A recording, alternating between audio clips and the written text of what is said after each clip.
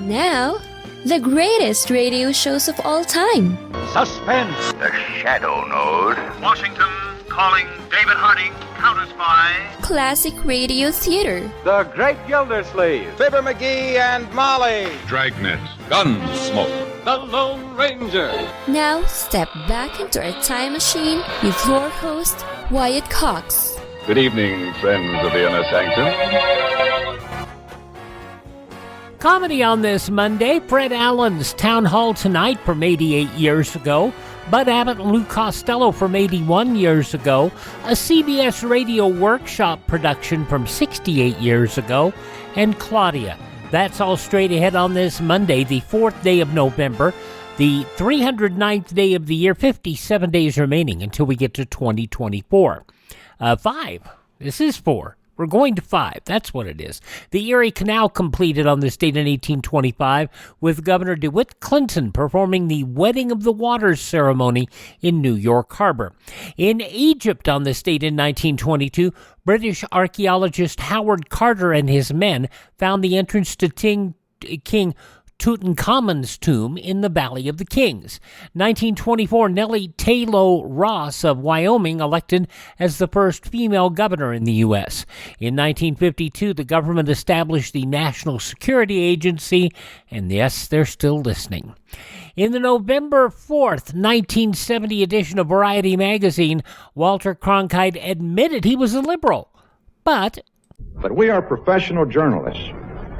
This is the difference. We are trying to reach an objective state. We're trying to be objective. We have been taught from the day we went to school, when we began to know we wanted to be journalists, integrity, truth, honesty, and this attempt to be objective.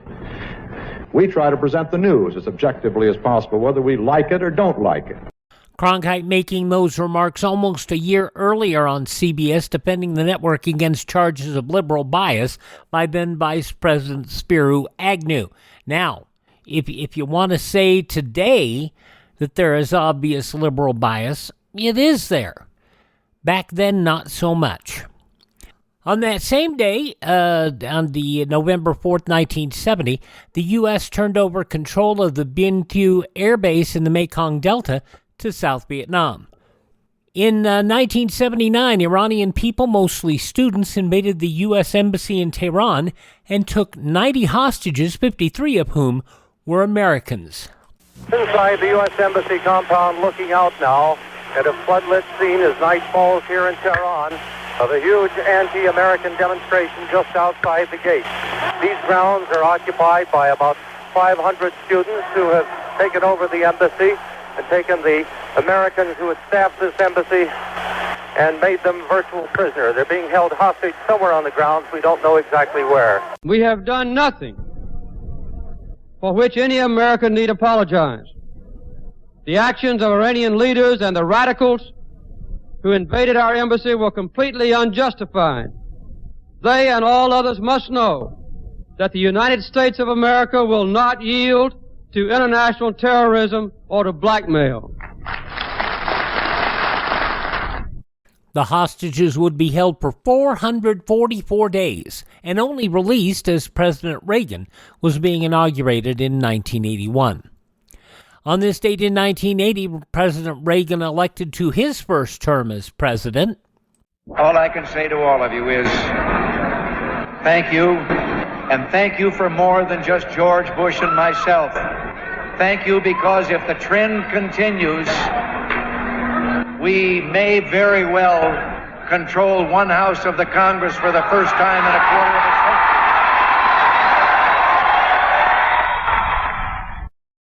Reagan not only defeated an incumbent, Democrat Jimmy Carter, also the challenge of a liberal Republican independent, John Anderson. Reagan took 44 states and nearly 51% of the vote. Carter took 6 states and the District of Columbia and 41% of the vote, while Anderson took 6.5% of the vote. And as Reagan said in that speech, Republicans won control of the Senate for the first time since 1955. By the way, I hope this doesn't offend anybody, but tomorrow is Election Day. Get out and vote. And if you don't vote, don't complain. 1986, Chief Justice Rose Byrd and 2 colleagues removed by the electorate from the Supreme Court of California for their opposition to capital punishment. This was in 1986. In 1994, the first conference that focused exclusively on the subject of the commercial potential of the World Wide Web. In 1995, Israeli Prime Minister Yitzhak Rabin assassinated by an extremist Orthodox Israeli. Not only Israel lost a great and a rare leader, so did the world, and so did our time. Israeli Foreign Minister Shimon Peres. 2003, the most powerful solar flare as observed by satellite instrumentation was recorded. And it was on this date in 2008, the first biracial or African-American president elected. Out of many, we are one. That while we breathe, we hope. And where we are met with cynicism and doubt, and those who tell us that we can't, we will respond with that timeless creed that sums up the spirit of a people. Yes, we can. Thank you. God bless you. And may God bless the United States of America. Barack Obama became the first person of biracial or African-American descent ever to be elected president of the United States, and Joe Biden became the first Roman Catholic ever to serve as vice president. Passing away on this date in history, composer Felix Mendelssohn, actress Dominique Dunn, also filmmaker Michael Crichton, and did you ever wonder Andy Rooney, the author, critic, journalist, and TV personality. Birthdays on this date include the humorist Will Rogers, also actor Gig Young, Walter Cronkite, born on this date in history, actor Art Carney, also Cameron Mitchell, High Chaparral fame, actor Martin Balsam, from Everybody Loves Raymond, Doris Roberts, and from Night Court, Marky Post, born on this date. Hi, this is Jeff Foxworthy. It is now time for the birthday announcements. The following people are now officially older than dirt. Hot Lips Houlihan on the television show MASH, Loretta Swit, born on this date. She's 87 years old today.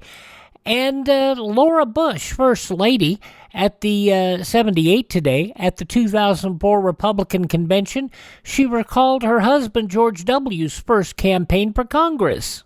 By the end of the campaign, he'd even convinced me to vote for him. This time, I don't need any convincing. Former First Lady Laura Bush, 78 today. The comedian Kathy Griffith, who very controversial in a lot of things she's done. She's 64 today. Now, of course, your Maggie doesn't know from the twerk, right? So my mom keeps saying, Jesus, why does she keep bending over? Did she lose a contact lens? I get it. She was opposed to President Trump. But the severed head, that was just a little out there. And to be fair, she does understand that she's a D-list celebrity. And she understood that. Kathy Griffith, 64 today. From the Karate Kid, Ralph Macchio, 63. Wouldn't a fly swatter be easier? Man who catch fly with chopsticks. Pat Morita so tied to comedy that they never thought he could do a dramatic role. And yet he succeeded so well in the Karate Kid. With the Pat Morita, Ralph Macchio, 63 years old today. From Survivor, Jeff Probst is 63.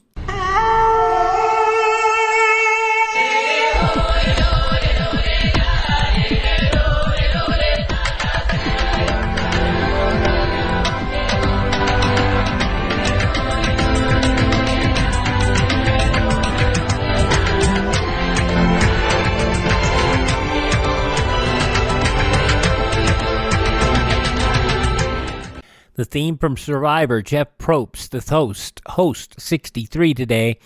Sean Diddy Combs has a new home. He's behind bars. He's 55 years old today. From Dazed and Confused, Matthew McConaughey is 55. All right. Guess he's happy with being 55, Matthew McConaughey. And from Supernatural, Samantha Smith, also 55 today. Those just a few of the people who celebrate the 4th day of November as their birthday. If this is your birthday, we baked you a birthday cake. If you get a tummy ache and you moan and groan and woe, don't forget we told you so. Happy birthday! Happy birthday! Make a wish, dear, and blow out the candles. Here they go. And we'll start off with an hour-long episode of Town Hall Tonight starring Fred Allen from 88 years ago, November 4th, 1936. That's next.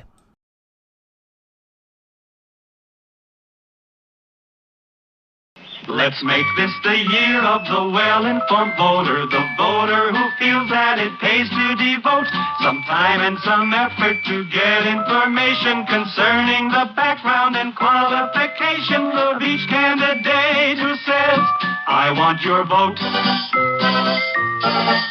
Let's make this the year of the well-informed voter who knows all the facts when he goes to the polls, who studies the figures and figures to study each promising, backslapping, vote-getting body of each candidate. He'll ask, what are your goals?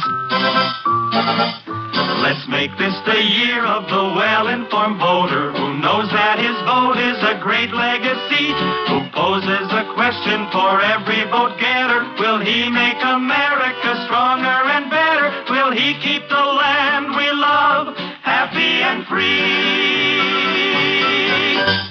All right, folks, we roll on here with, and remind you, tomorrow's Election Day. Vote.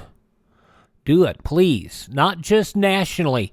There are lots of local and state initiatives on the ballots that you need to cast your ballots on, so please do that. Town Hall Tonight.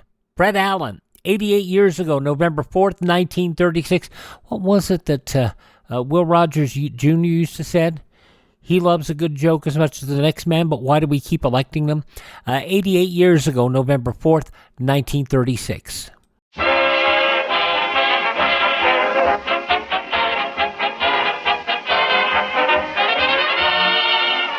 Smiles in Town Hall Tonight, folks. 60 minutes of fun and music brought to you by Ipana Toothpaste and Salapatica. Ipana for the smile of beauty, Salapatica for the smile of health. Fun with our star comedian Fred Allen, music by Peter Van Steeden, and another gala amateur contest. New music, new voices, new laughs. It's Town Hall Tonight.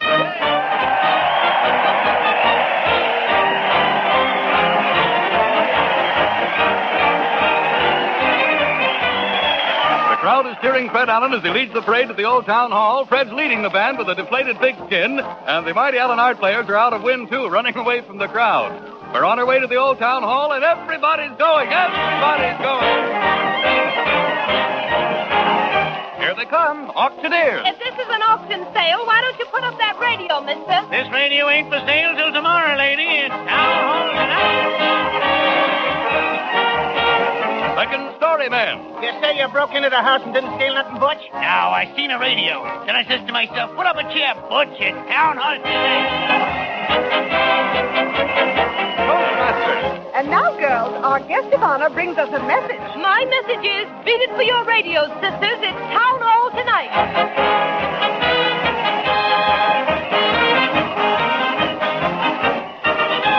Well, sir, here we are at the doors of the town hall, folks, and there's Fred welcoming the crowd. Fred's standing on a soapbox, and he's all of a lather. Let's listen. The polls are closed, folks, but the old town hall is still open for business. Step right in. Hi there, talk too much. That's what they all say, folks. Keep to the right, please. If you'll Evening, Mr. Allen. Hi there, Mrs. Green. Hello, Mrs. Blue. Lord, if you ain't getting colorblind, I'm Mrs. Green. I'm Mrs. Blue. It's my face red, girls, but go right in and hurry. How should we start the show, Fred? You might try opening with Rap Tap on Wood from Born to Dance, Harry. Okay, Fred, I will. Let her go, Peter.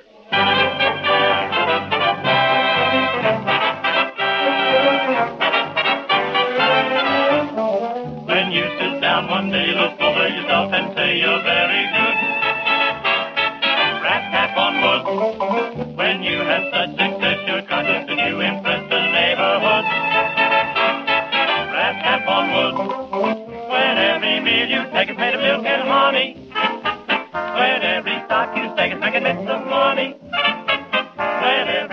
you break it, let your engine funny. Careful, sonny. Rap, rap, rap, rap, rap, rap, rap, rap, rap, rap. You'll knock out your good news and you'll never, never lose if you just put on your dancing shoes and rap, rap on wool.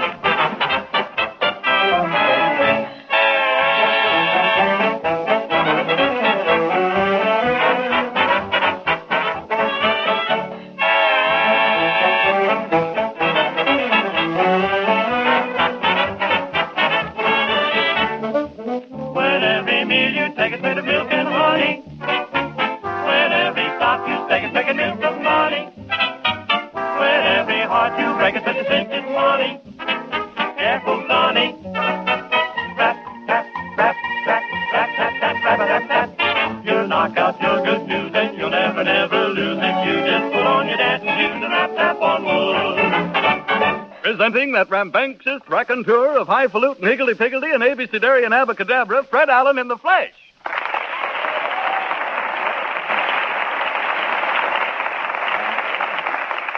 That rambunctious, eh? All right. You're ashamed to put the bunk in so soon, the rambunctious, eh? And listen, Harry, after this, when you're saying in the flesh, don't look at my head. Just sort of caramel.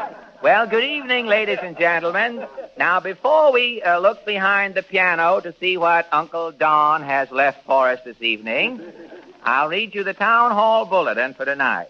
Hodge White, vendor of knick-knack at at the corner store, is warning all patrons not to handle articles displayed on the counter. Hodge says somebody switched on an electric razor last night, and the thing got away, and before Hodge could pull the fuse, the razor had shaved one side of the store cat bare as a grapefruit. Now, Hodge says he doesn't mind the damage done to the razor, but as president of the SPCA, he officially resents the wear and tear on his cat. So much for clip joint activities around the village. And now for the town hall news. The curtain, Harry. Descending rapidly, Fred. Thank you. That's better than coming right down, isn't it? The lights go out, and we bring you the latest news of the week. The town hall news sees nothing, shows all. New York City, New York. Dr. Byron Stuckey, surgeon at the New York Neurological Institute, suggests that all filling stations be equipped as first aid quarters to cope with increasing number of automobile accidents on the road. Town Hall News shows what the filling station of tomorrow may be like if attendants attempt to mix medicine and gasoline. The scene, a filling station office. Good gas filling station. A wreck on Route 1? Okay, I'll send a mechanic in the ambulance right away. Nurse, Yes, Doctor? wreck on Route 1. 10 gallons of gas and one fractured skull. I'll make out the ambulance call. Well, that guy outside in the trailer's blowing his horn. See what he wants. Yes? Give me 5 gallons of gas. I'm in a hurry. Okay. What was it? 5 gallons of gas in a hurry. You'll have to wait a minute. The patient in Ward 2 is checking out. You mean that sedan internal complications case? Yes. Is he dressed? He's waiting to pay his bill. Fine. Send him in. Yes, Doctor. I'll wipe this grease off my hands. I may have to feel his pulse. Doc's ready for you, mister. Oh, thank you, nurse. Well, how do you feel? Well, I'm a little wobbly, but I've got to leave to go. Oh, there's that guy blowing for the 5 gallons again. He'll have to wait. I'm busy with this patient. Now, sir? Is my bill ready? Yes, it's right here itemized, $89.57. That includes repairs on the car, your operation, and room and board. How long have I been here? You've been convalescing here at the filling station 3 weeks.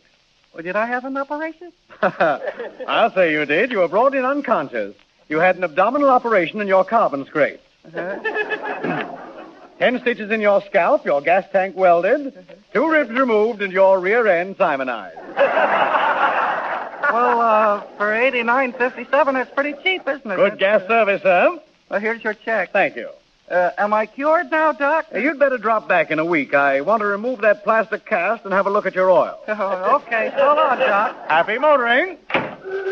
Who's blowing that horn? It's that guy for the 5 gallons of gas. Why, he's coming in. Hey, quit stalling, buddy. I want 5 gallons of gas. Good gas service. Be with you in just a minute. I've been blowing the horn outside for half an hour. I've been treating a patient. A human life is more important than 5 gallons of gas. Not to me, it ain't. Oh, here's our ambulance back, Doc. Help the intern in with that stretcher. Yes, Doctor. How about my 5 gallons of gas? You'll have to be patient. This is an emergency case. Oh, just sit down here, mister. I don't know. What happened? I put on my hand. The intern says it's a broken leg and his gas tank is punctured. I don't Say, this is a filling station, ain't it? Yes. Well, I want 5 gallons of gas. It is also a first aid station. This man is in agony. Bring me some splints and bandages, nurse. Yes, Doctor. I'll take a look at this leg. Why don't you tell me? Yes.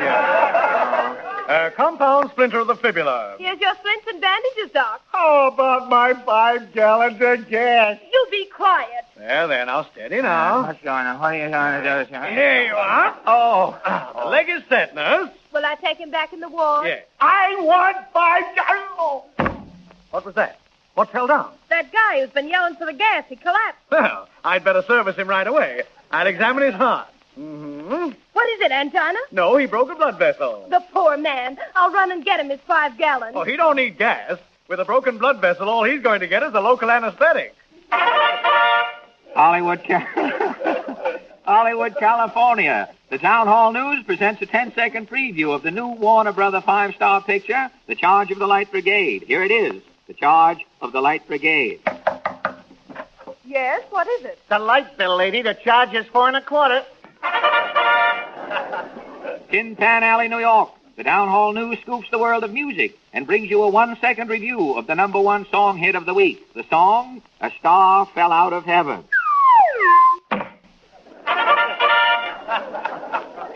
Washington, D.C. Town Hall News beats metropolitan papers and shows country's leading politicians returning to Washington to ponder over voters' reactions at the polls. The polls. Hello, Zabisco. How do you be, Stanislaus?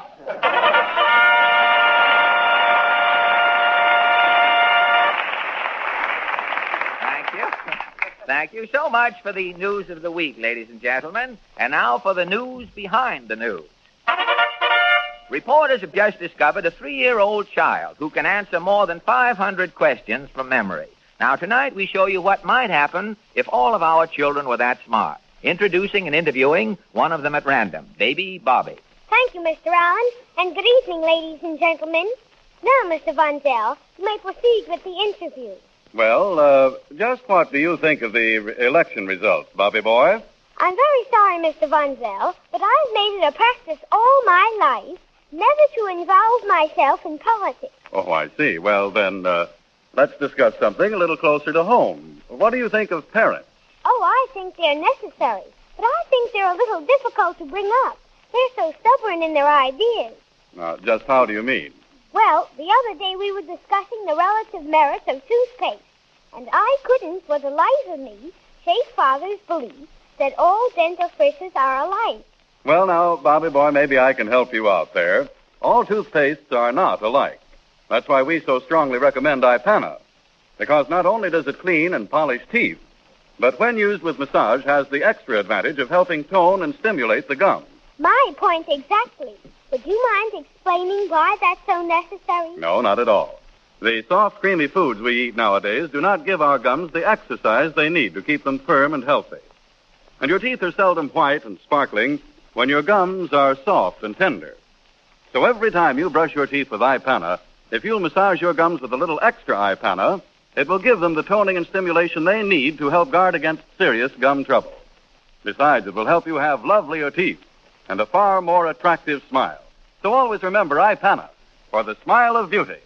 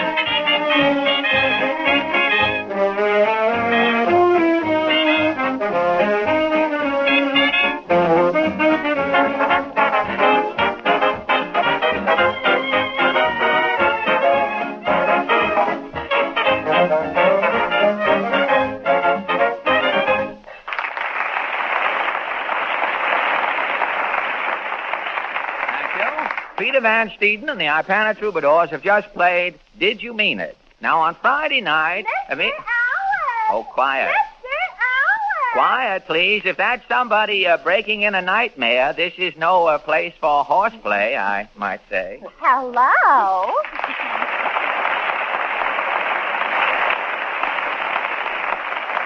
Well, sir, they laughed when I walked up to the living skeleton. They didn't know we were bone companions. If it isn't Portland. Yes, Papa sent me out to see who got elected, so I thought I'd stop in. Well, didn't Papa get the returns over the radio? Not yet. Our radio's pretty slow. What's going on your radio tonight? Mr. Lemke is still speaking from South Dakota. That's fine. You ought to be getting the Yale-Dartmouth game any day now. Oh, we know what's going on, all right. You do, huh? What's hot in the way of news? Well, the Baby Derby just finished up in Toronto, didn't it? That's right. The contestants are grounding the stork for the winter. It's going to be pretty hard on those families that lose, don't you think? Oh, yes. It's pretty tough to lose, when you're left holding a full house. Well, that's life, I guess. What's life? The world is a grindstone, and life is your nose. But don't... The world is a Don't tell me that you're going in for pessimism. Oh, you don't have to drag religion into it. Now, look, the times are changing, Portland. You have to adjust yourself. The world is speeding up. Life today is a mad race. Things move much faster today.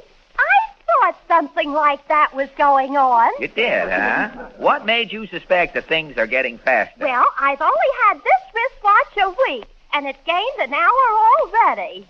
Fine. Now, if you'll speed up, Oh, no, you don't. Elmer! Mr. Wow! Well, a wow wouldn't help on the program right about now. Come in, kid. Take a leg, Elmer. I'm right on your heels like the General Spurs, boss. Now, just a minute, fellas. If you two boys are calling on Simone, the girls are out.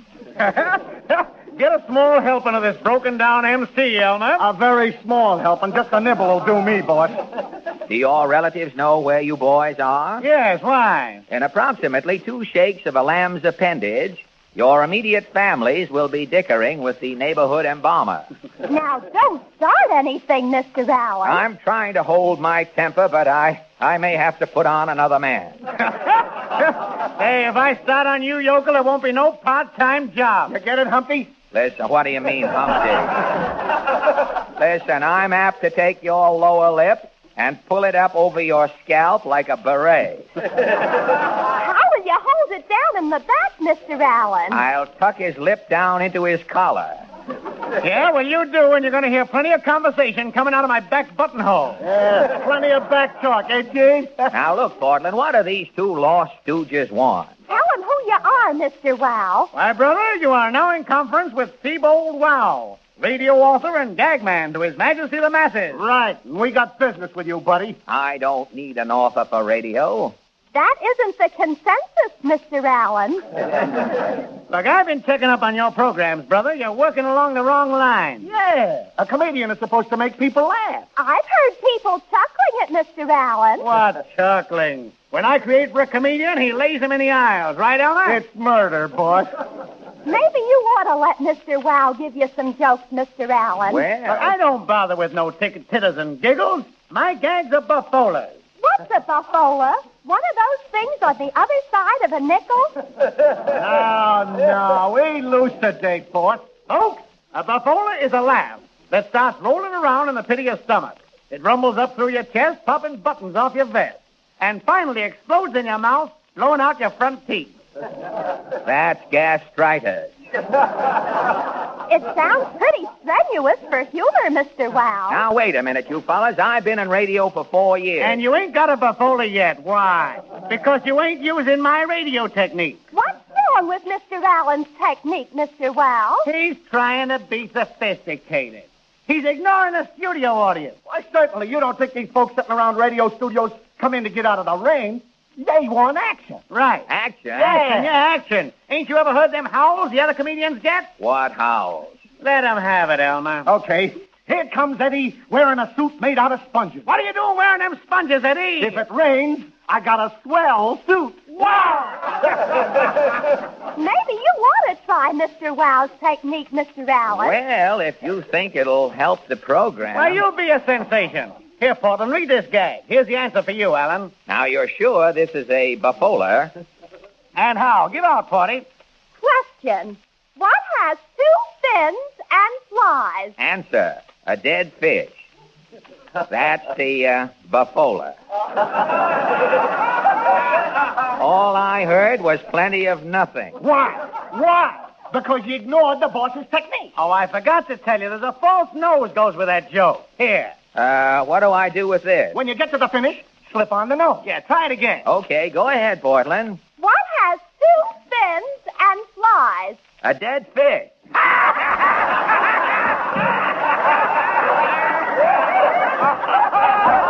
What did I say? A Buffola. You'll be the talk of radio. Here, try another joke. Yeah, slip this on over your face when you finish, Alan. Oh, I get the idea of it now. Okay, Porty. What's the best way to raise corned beef and cabbage? On a dumb waiter. Oh,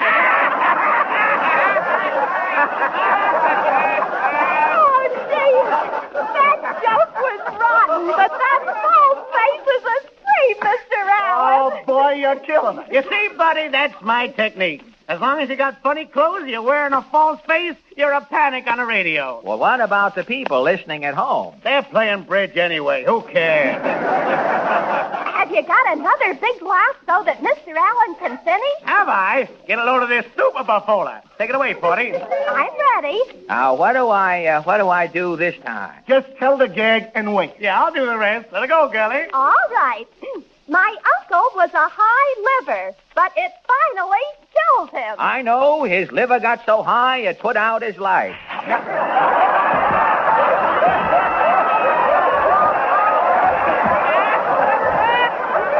Hey, who?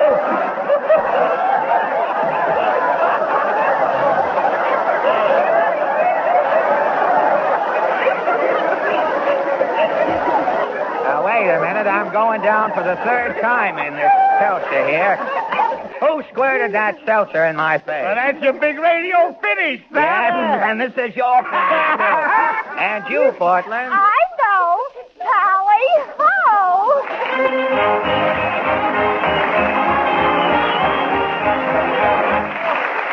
And now that... I'll have to send out an SOS after that. And now that...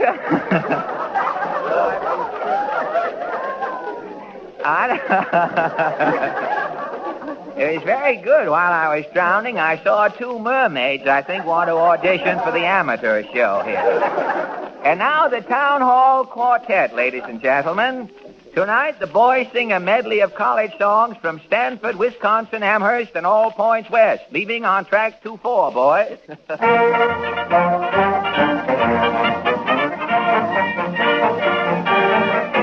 The cardinal is waving over the field.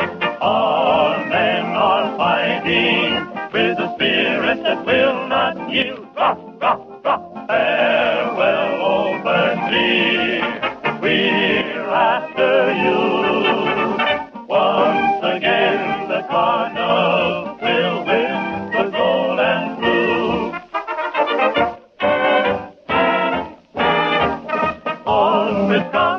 On Wisconsin, plunge right through that line.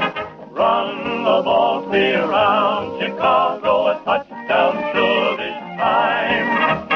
On Wisconsin, fight on for her fame. Fight, fellows, fight, and we will win this game. Oh, Amherst, brave Amherst.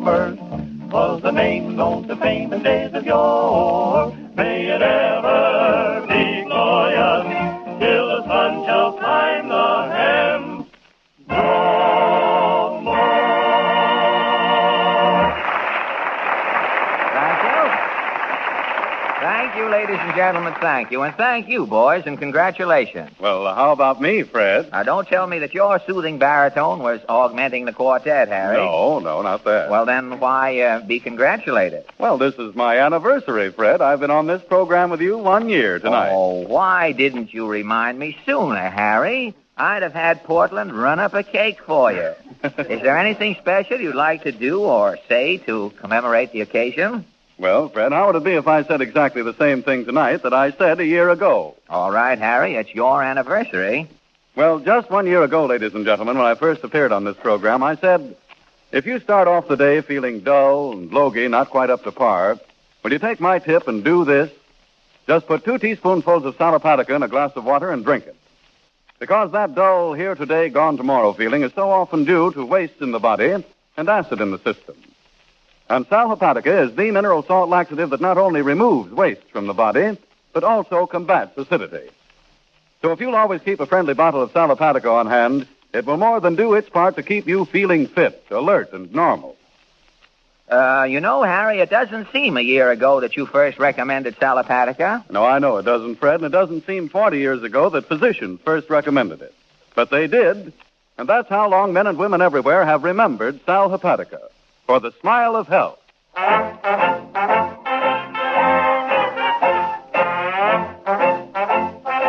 Well, there's the theme song of the Mighty Allen Art Players, and they'll be with you immediately after your station announcement. And that's the first half of Town Hall Tonight, 88 years ago, November 4th, 1936, here on Classic Radio Theater with Wyatt Cox. We'll continue with more of the program in just a moment.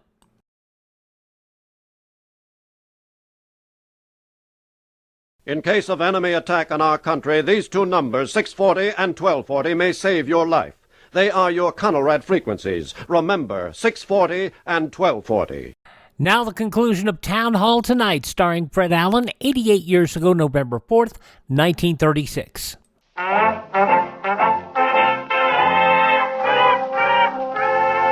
now, ladies and gentlemen, if you have ever done us a dirty trick, we are about to get our revenge by presenting the Mighty Allen Art Players.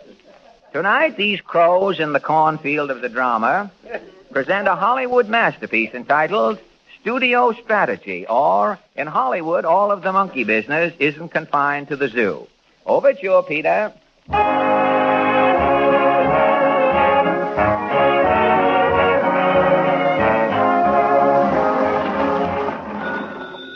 Titanic Picture Company? No, Mr. Allen isn't here. He's in the cutting room. Yes, he's working on the actors' salaries. Oh, all right, I'll tell him when he comes in. Was that phone for me, Miss Tate? Yes, the story department is standing by. Oh, good. Take a note. Story department. Gentlemen, question mark.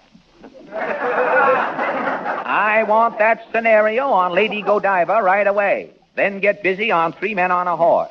I want 3 men on a horse to follow Lady Godiva.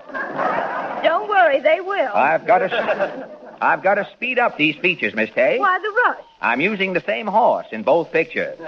That's what I call casting. A hit picture has to have a follow-up, Miss Tay. You certainly followed up Cocktails for 2. My sequel, Mickey Fins for 3, will make a fortune. Well, maybe I'm wrong. Gesundheit. Send me a memo. Where's that draft coming from? They're rehearsing Gone with the Wind on stage B. I'll close this window. Fine. Now, what's my first appointment? The Yes Man's audition. They're outside. Oh, open the door. I can hear them all right from here. Mr. Allen's ready, boys. Yes. That's enough. Well, what's the verdict? I won't need these yes men mistakes. Why not? I just found out there's an echo in here. I can yes myself for the time being. I've got to cut down expenses. I thought your new jungle picture was going to make $1 million. Why, it will. Africa Squeaks, starring my man monkey sensation Ape-O, was released from coast to coast last night. I'm expecting reports this morning. Oh, I forgot. Some telegrams did come in. Well, where are they? Right here. Here we are. Now for the good news. Capitol Theater, Greasy Fork, Nebraska. Africa Squeaks opened with a bang. Somebody dropped a bomb in the balcony.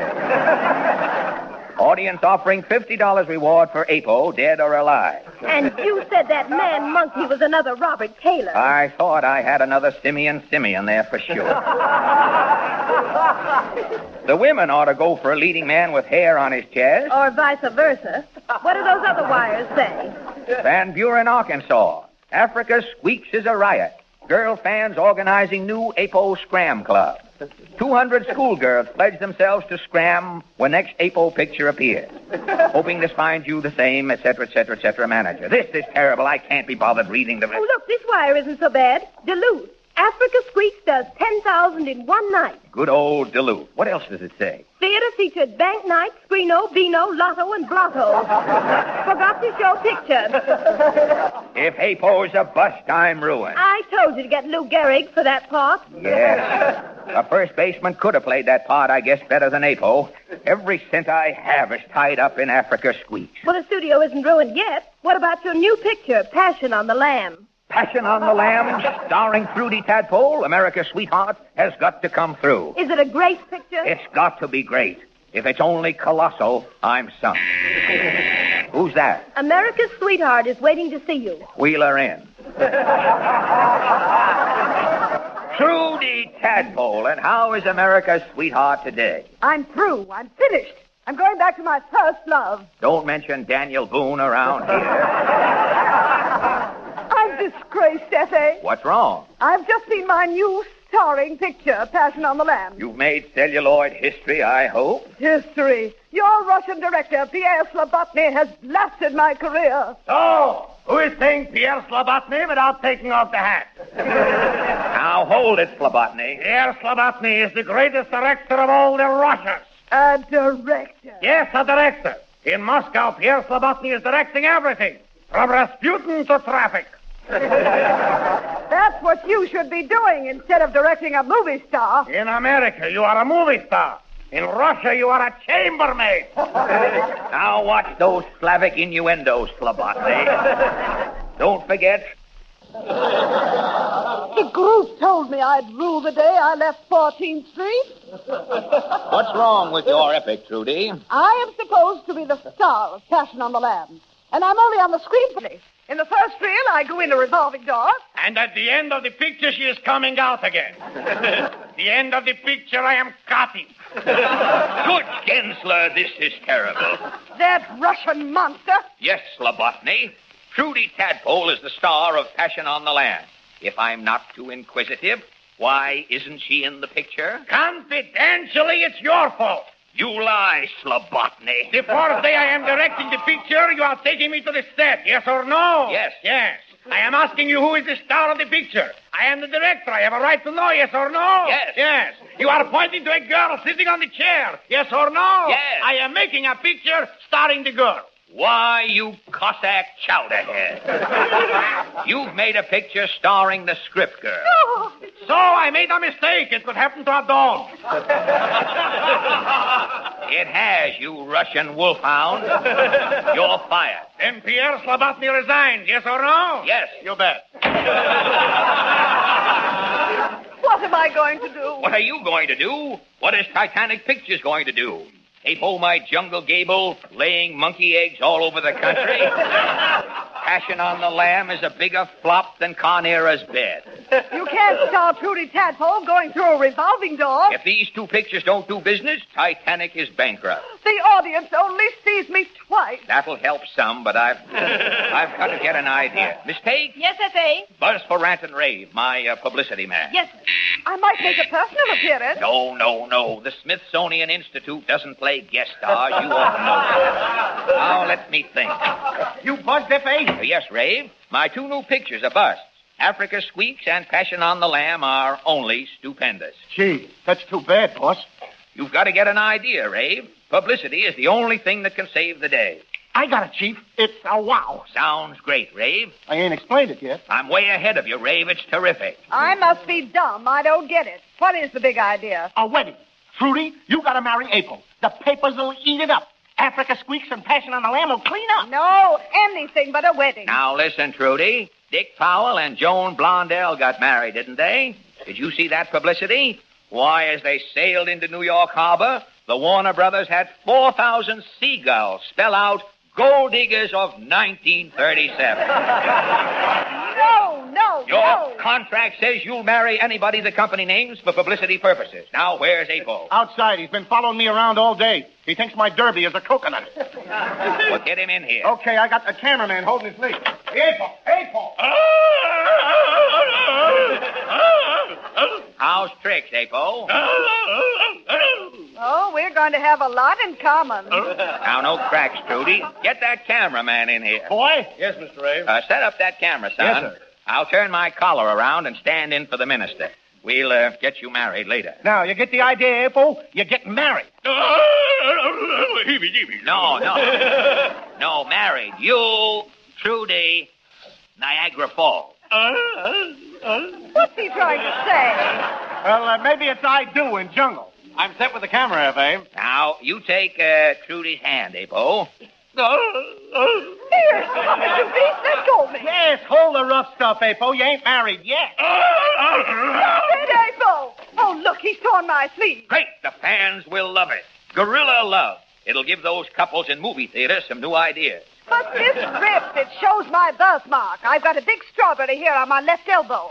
Ape-O won't know the difference. Let's go. All set, Ape-O? What do you say? I say the wedding's off. Ape-O, you can talk?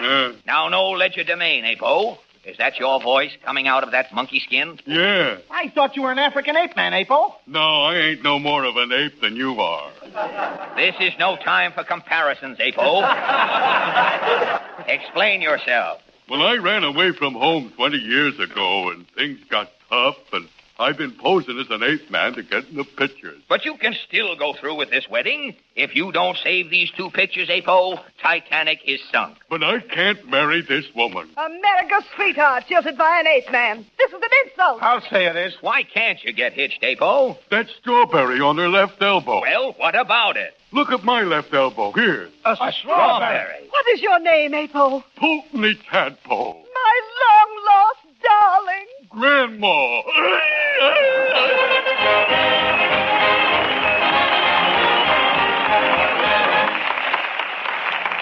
Thank you, ladies and gentlemen. Thank you. Now, before we introduce our amateurs, let's have a little rehearsal on how we'll vote for them when they're called back for your final selection. Introducing first, the young man who spoke so well on Ipana toothpaste, Harry Von Zell. And now, the young man who spoke so well about Sal Hepatica, Harry Von Zell. And what does the machine say, Harry? Coming right up, Fred. Thank you. The applause machine shows that Harry Von Zell wins your approval and a 45-second engagement on the Town Hall program. Go ahead, Harry. Well, I only have one thing to say, ladies and gentlemen, and I'm sure it won't take that long. Tonight, when you brush your teeth, if you should see a tinge of pink on your brush, by all means, see your dentist tomorrow. It may be a sign of serious gum trouble. However, pink toothbrush is far more likely to be a simple warning of gums robbed of exercise by our soft modern foods. Gums that will respond to the healthful stimulation of Ipana toothpaste and massage. Why not begin tonight to massage your gums with Ipana every time you brush your teeth with it? For in that way, you'll be giving your gums the toning and stimulation they need to help guard against serious gum trouble. And besides, you'll have whiter, brighter teeth. Just remember Ipana for the smile of beauty.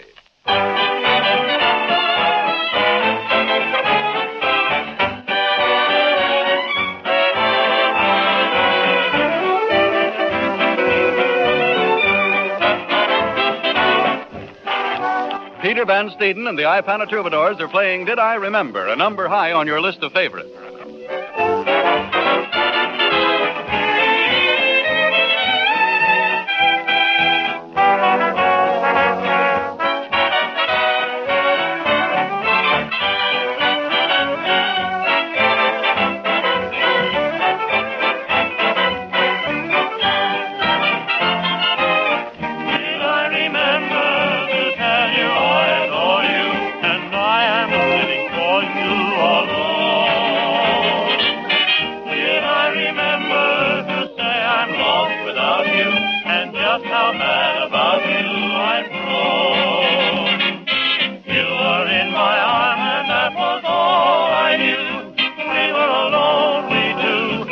Did I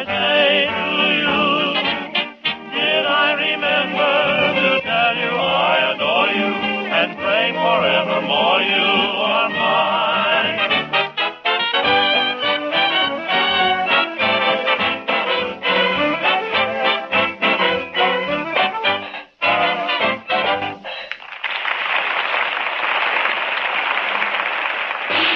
Town Hall Amateur Contest. Here comes Fred leading a very special group of amateurs out to the microphone.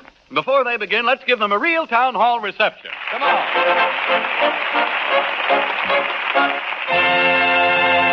Thank you. Yes, tonight, ladies and gentlemen, all of our amateur guest stars come from the city of Baltimore, Maryland. As usual, they are going to compete for a first prize of $100 and a second prize of $50 in cash. Now, you folks here in the town hall will select your own winners. Your applause after each act will be recorded on our applause machine, and the two acts receiving the highest applause ratings will be called back later so that you may make your final selections. Now, first tonight, ladies and gentlemen, we welcome from the beautiful city of Baltimore the Echo Boys. The Echo Boys, Ray, how do you pronounce your name? Ray Alt and Howard Wilkins, right? You fellas both live in Baltimore, huh? Yes. Uncle Jim tells me that you won the prize at his for the week at his contest held at the Hippodrome Theater last week. Yes. That's also correct, huh? You fellas go to school down in Baltimore, or do you work there, or? We work. Butler Brothers. The Butler Brothers? Yes. What is that, a grocery? No, it's a shirt factory. Oh, sure. It just shows you at the rate of exchange, the Butler stores here are grocery stores. It just shows you what a whale of a difference a few miles make. The Butler Brothers shirt factory, huh? Yes. What sort of, you don't mind, it's rather interesting to me. Yes. You don't mind telling me what you do in the shirt factory, do you? I'm a stock clerk. A stock clerk? Yes. You don't have anything to do with assembling the shirts or putting them together, do you? No, sir. Do they make them in the factory there? Yes. I often wondered who goes around, what sneaky individual is it who goes around and makes his life's work the hiding of pins in different places in the shirt so that you don't run across them until after you've had them on 2 or 3 days. How long does it take to make a shirt? I guess a couple of minutes. A couple of minutes, huh? Yes. Well, it doesn't take the laundry much longer to get it apart again, does it? It would be a shame to put too much work into a shirt and then send it out and have get back 4 buttons and a laundry mark. It would be hard. I've been, well, I won't. I was going to continue. Shirt business ought to be very good, boys. I imagine a lot of people lost their shirts on the election. I think you'll go back to find things picking up. But you play the piano and sing, Roy and Howard, huh? Yes. And what are you going to play and sing tonight? The blackbirds and bluebirds get together. Blackbirds and bluebirds get together. All right, you can go right over to the piano, and that microphone is all set up there, and you can help yourselves. I meant to ask you one thing before you started, boys. Is it true that the shirt can be happy? Is that true, do you know? Yes, sir. Huh? I was wondering, I've seen shirts hanging out in backyards on the line, and they were wagging their tails. I was wondering. Well, all right. And the blackbirds and bluebirds get together. Now, first the bluebird says, we've got to have sunny weather. So the bluebirds and the blackbirds got together.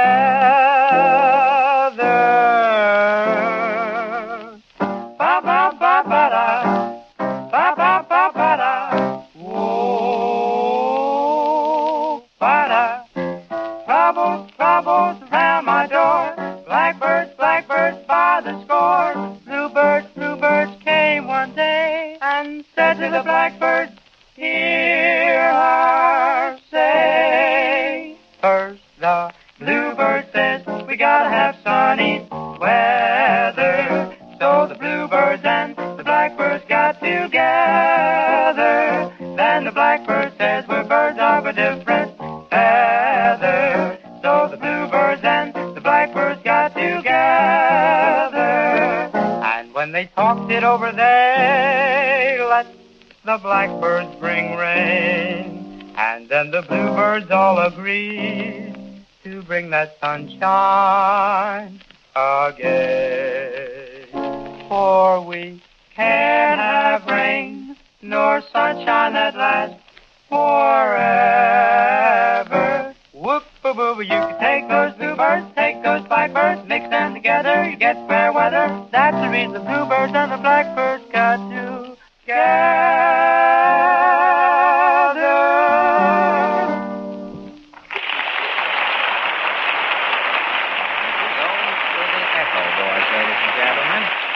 And now may I present Miss Elaine, pardon me, how do you pronounce your name? Piper. Miss Piper, huh?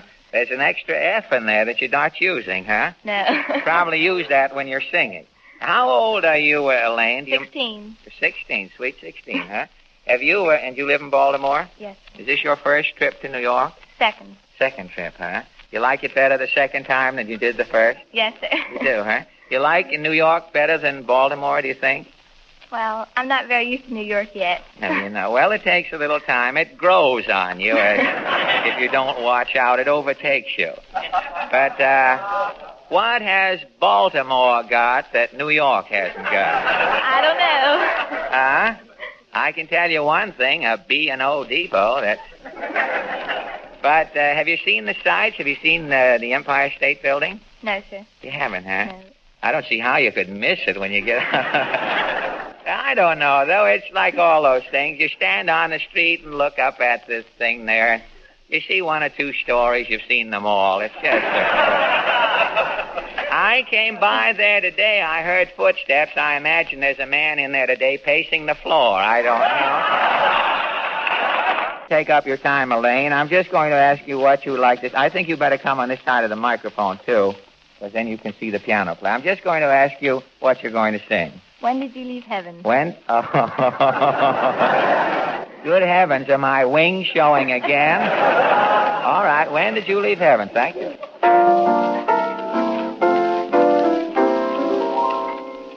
When did you leave heaven? How could they let you go? How's everything in heaven? I'd like to know. Why did you trade heaven for all these earthly things? Where did you hide your halo? Where did you lose your wings? Have they missed you? Can you get back in? If I kissed you, would it be a sin? I'm only human, but you are so divine. When did you leave heaven, angel mine?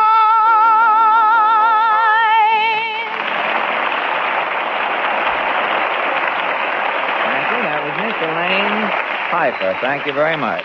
And now, Mr. Ed Kramer, an accordionist. You're also from Baltimore, Mr. Kramer. Did you have much trouble lugging the machine up here? Quite a bit. Did, huh? Accordion's rather a difficult instrument, isn't it? Yeah, it's very difficult. I imagine it's just as hard to play in Baltimore as it is up here in New York. Probably have more room to play it down here. The rooms are so small, a fellow wants to play an accordion has to open the window. And last 4 bars of When Did You Leave Heaven are apt to be outside. His hands out in the street. But, what are you going to... Oh, I know a little about the accordion. I had an uncle used to play. The only trouble was every 4 bars he used to play, he'd yell, ow. Like he'd play, da-da-da-da-da-da, oh. And I finally asked him, I said, why is it, Uncle? Why do you yell every 4 bars? And he says, whenever I close the accordion in, it pinches my stomach. Of course, that has nothing. Mr. Kramer, I'm just going to ask you what you're going to play. 12th Street Rag. 12th Street Rag, thank you.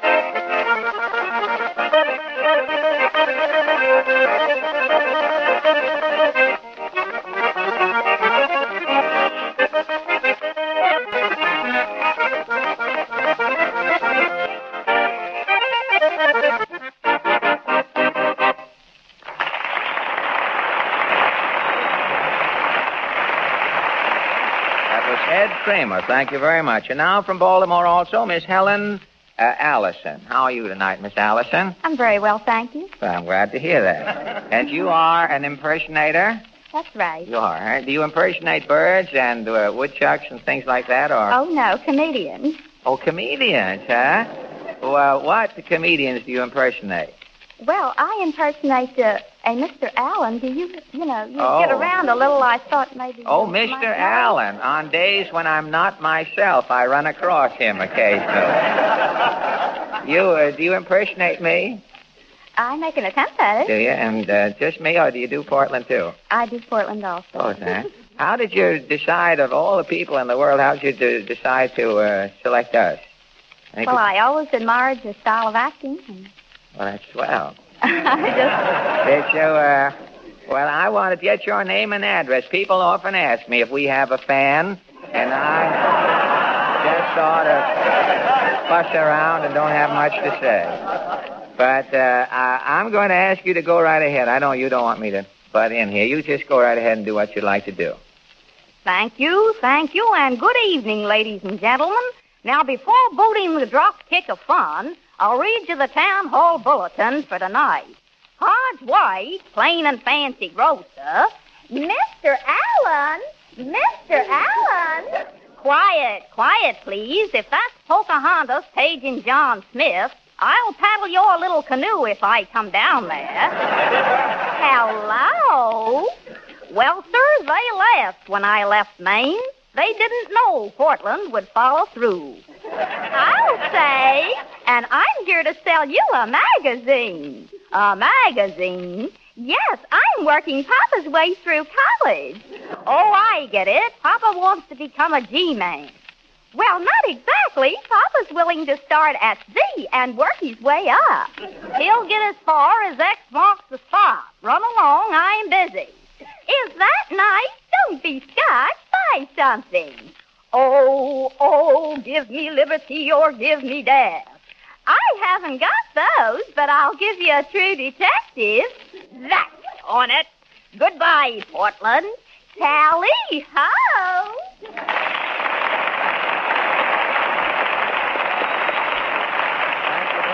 That was Miss Helen Allison. Thank you, Helen. I hope Portland and I don't get fired. You know, there's a great trend toward economy tonight. If word gets around that one person can do that work, we'll probably be back down in Baltimore tomorrow. And now, ladies and gentlemen, may I introduce Ray and Steve. Who is Ray and who is Steve? Well, I'm Ray. You're Ray? I'm Steve. And you're Steve, huh? Boys, Uncle Jim tells me that you are songwriters. You have ambitions to write songs. Is that right? Right. Have you written many songs up to date? Oh, I should just about 10 or 15. 10 or 15. Have you had any published? Never had any published. You haven't. That's, well, it takes a little time, you know, today. Oh, don't we know, huh? Styles in songs change rapidly, you know. Years ago, you've got to sort of be on the up to the minute if you're going to get into songwriting seriously. Years ago, I remember mothers used to put their babies to sleep singing Love Me and the World Is Mine and put on your old gray bonnet. Nowadays, the mother's going out. She drags the crib over to the radio and turns on I'm an Old Cowhand. Boys, a song like the Old Cowhand, the words aren't bad. It's the air that a lot of people... But, fellas, are you going to play one of your original songs tonight? Well, Steve will play it and I'll sing it. All right, you can go right over to the piano. Stephen, what is the title of the song, right? It's called To Me. To Me. Perhaps you better stand over here and then you can see the piano. Thanks. Guess you know the way I feel and what you mean to me, my sweet, yet you seem to shy away from me. Do my speeches lack appeal? Please tell me what's wrong. To me you stand aces high, and here are some reasons why.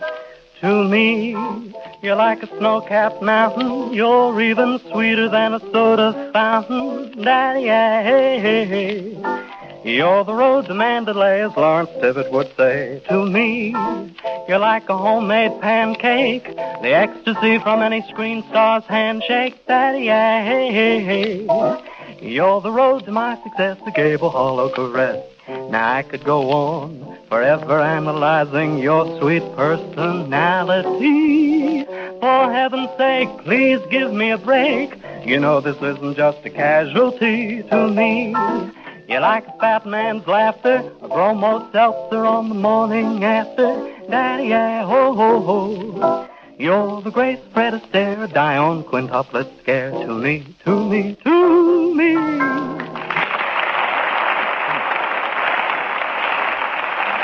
Ray and Steve, thank you very much, boys. And now may I present John Evans. How are you, Mr. Evans? Fine. And you're going to sing us a baritone solo, am I right? That's right. And what solo are you going to sing? Without a song. Without a song? Well, you just fake something, I know. I know you baritones. All right, without a song. Thank you. Without a song, the day would never end. Without a song, the day would never end. When things go wrong, a man ain't got a friend without a song. That field of corn would never see a plow. That field of corn would be deserted now. A darky's born, but he's no good no how. Without a song, I got my trouble and woe, but sure as I know the Jordan will roll. But I'll get along as long as a song is strong in my soul. I'll never know what makes the rain fall. I'll never know what makes the grass so tall. I only know there ain't no love at all without a song.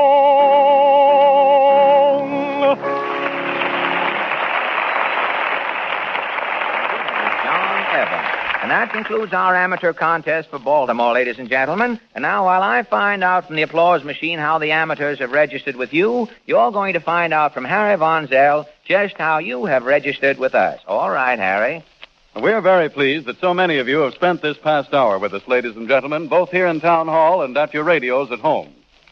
These programs with Fred Allen are for your enjoyment. We hope in return you remember the two products that make them possible. Ipana toothpaste for the smile of beauty, Sal Hepatica for the smile of health. Ipana and Sal Hepatica. All right, Fred, have you got the results ready? Yes, Harry. Things are all tied up here in a knot. The applause meter divulges that your applause has been heaviest for the following acts, ladies and gentlemen. Miss Elaine Pfeiffer, the Echo Boys, Miss Helen Allison, and Ray and Steve. Now, I'm going to ask Harry, the whole thing is tied up, they're all about even here. I'm going to ask Harry to hold his hand over the heads of these boys and girls as I call the names, and I'm going to ask you to kindly applaud just once again, if you will, and select your winners for first and second prizes. Now, first, the young lady who sang When Did You Leave Heaven so well, Miss Elaine Pfeiffer. And then the two boys from Butler Brothers Shirt Factory who sang Bluebirds and Blackbirds, the Echo Boys. And then the young lady who imitated Mr. Allen and Miss Hoffer, Fred and Portland, Miss Helen Allison. And then the two boys who sang their own original song to me, Ray and Steve.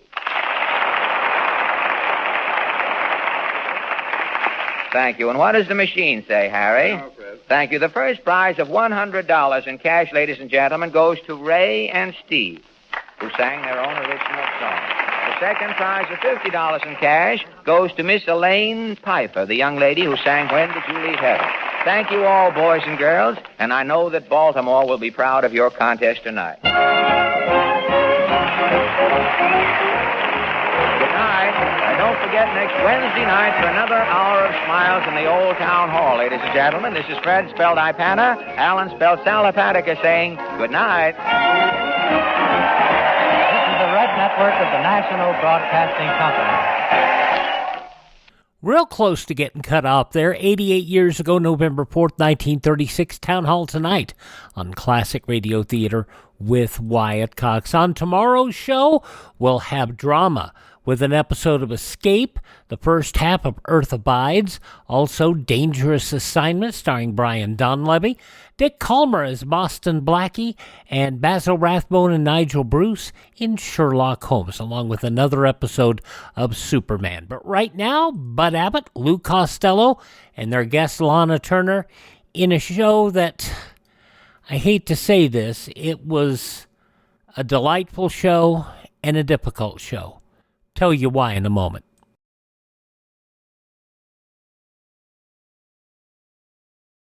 Civil defense is common sense. This is Fred McMurray. Home shelters can be built for as little as $100. Simple plans for building inexpensive home shelters are available free from your civil defense office. Ask for a copy of the Family Fallout Shelter booklet. Link in the comments will get you that episode of or get you that copy of the Family Fallout Shelter book. Before the internet, people didn't know a lot of what was going on behind the scenes. Hours before this show went on the air, Lou Costello's infant son died by drowning. It's not mentioned during the show until the very end of the show when Bud Abbott tells about it. Lou Costello believed the show shall go on. I don't think a single person would have given Lou a bit of grief if he hadn't gone on, but he did. This episode of the Abbott and Costello Show, 81 years ago today, November 4th, 1943.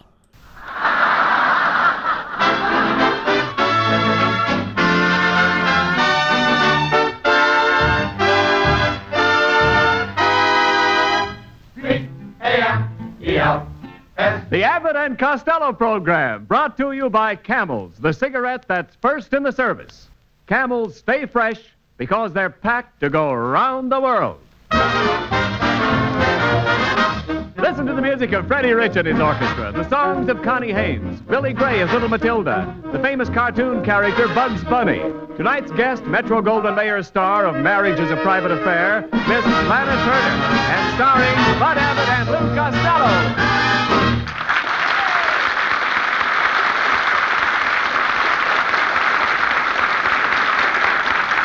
All right, folks, this way for the Abbott and Costello Show. Tickets, please. See the Abbott and Costello Show? Really, folks, it's a good show. Won't somebody please come in? Come on in, you cowards! Okay, Ken Niles. Why, it's Bud Abbott. Hello, Bud. Well, hello, Mr. Abbott. Welcome back. Thanks, Mrs. Niles. Listen, have either one of you seen Costello? He was supposed to meet me here in the lobby of NBC, and it's almost time to start the broadcast. Personally, I don't care if Costello never shows up. All last season, he did nothing but insult me. But, Mrs. Niles, don't tell me you're carrying a grudge for a year. Well, why not? I've got a sister I haven't spoken to in 20 years. And Costello reminds me of my sister, except for the mustache. But Costello hasn't got a mustache. No, but my sister has. I'm sorry, but that's final. You can't come in here.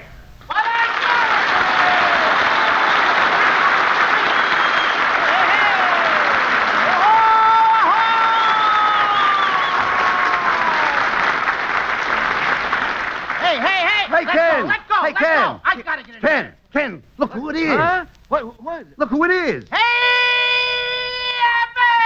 Abbott! Costello, where have you been? Look at you. You're perspiring something awful. I ain't perspiring, Abbott.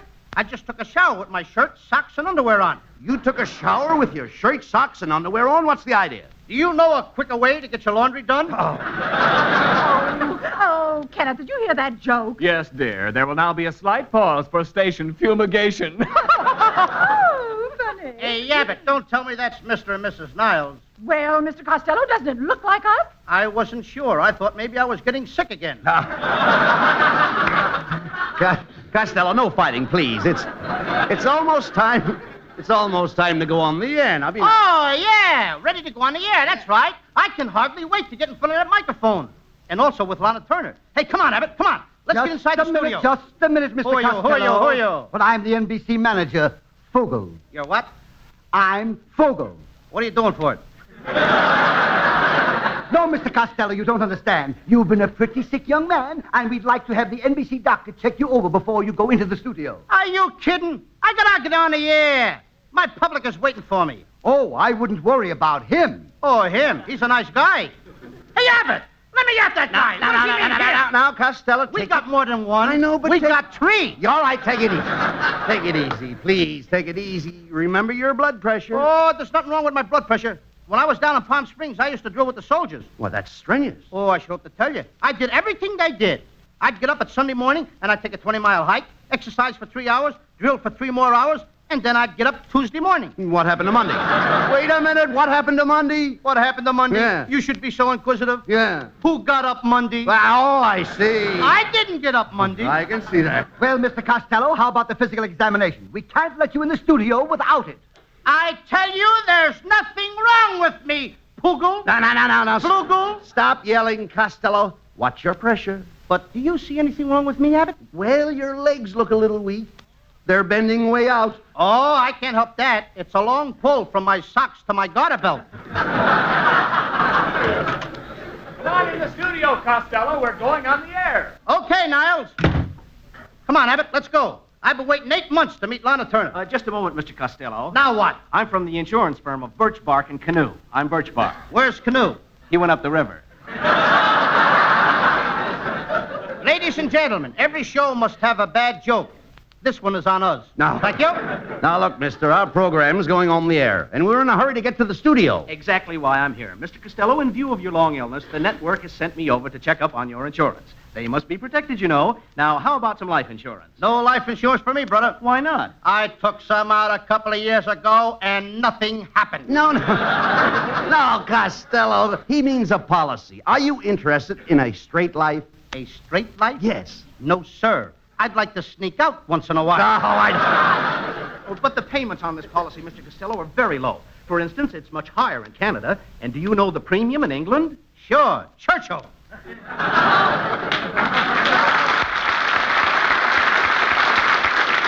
I mean, after all, it calls for it. Abbott, will you get this guy away from me? I'll miss the broadcast. No, shut up, Costello. Pay attention. All right, forget straight insurance. We also have 10-year endowment, 20-pay life, annuities, and health insurance with double indemnity. Now, what would you like to take out? Lana Turner. Oh, no, Costello, he's talking about something that'll be good for you in your old age. So am I.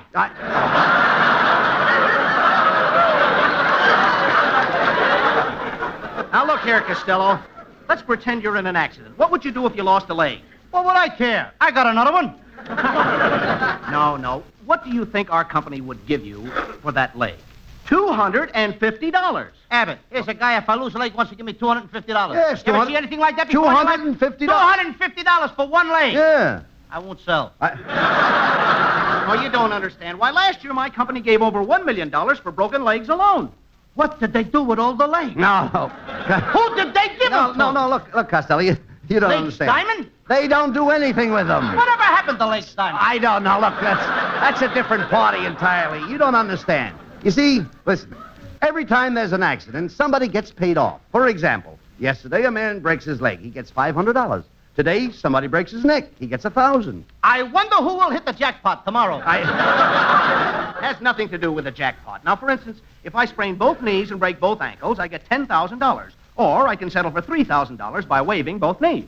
How much do you get if you wiggle your ears? Hey, look, Abbott, I had enough of this. Now I want to get to my broadcast. Come on. Costello, you haven't had your examination yet. Get out of my way, Fugu. Yeah, Costello, you're going in the wrong door. That's a closet. That's a closet.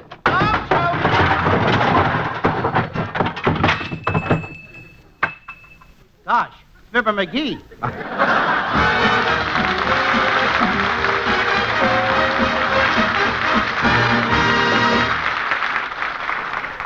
Sheepdog of the convoy, the little destroyer escort wallows through the heavy swells, her mechanical ears cocked for U-boats.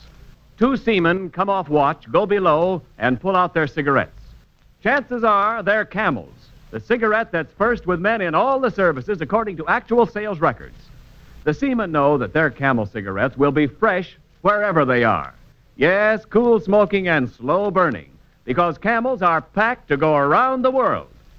Think of these men on the convoy if there ever comes a time when your dealer is temporarily sold out of Camels. But remember, when you get Camel cigarettes, you still get that rich Camel flavor, the result of expert blending of costlier tobaccos. Camel's tobacco standard is the same for soldier, for civilian, anywhere in the world. C-A-M-E-L-S. Camels, they stay fresh because they're packed to go around the world. Here's Freddie Rich and the orchestra with a modern treatment of an old favorite, Put Your Arms Around Me, Honey.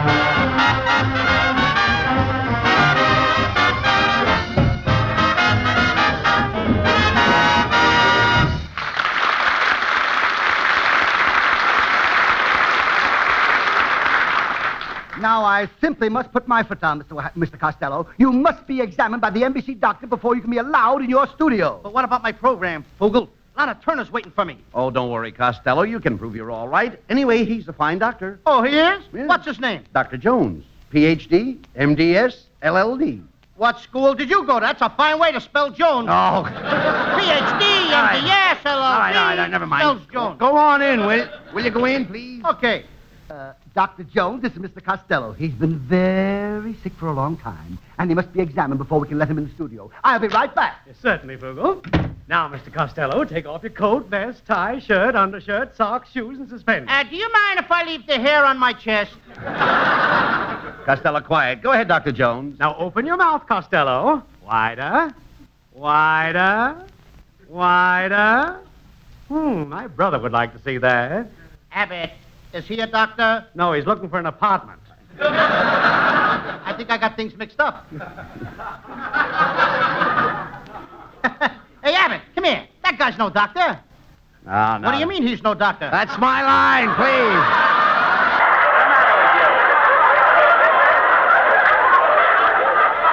And by the way, yes, what do you mean by saying that? Thank you. I knew I heard that someplace before. Yeah. Another one who said it. Hey, Abbott, you know, I don't see his thermometer. I don't see his stethoscope. I don't see Lana Turner. What's Lana Turner got to do with it? Nothing. I'd just like to see her. I resent this, Mr. Costello. What am I, stupid? A dope? A moron? Try numbskull. What am I, a numbskull? I like stupid better. Costello, stop that. Continue with the examination, Doctor. Very well. Now, Mr. Costello, just hold still and I'll listen to your heart.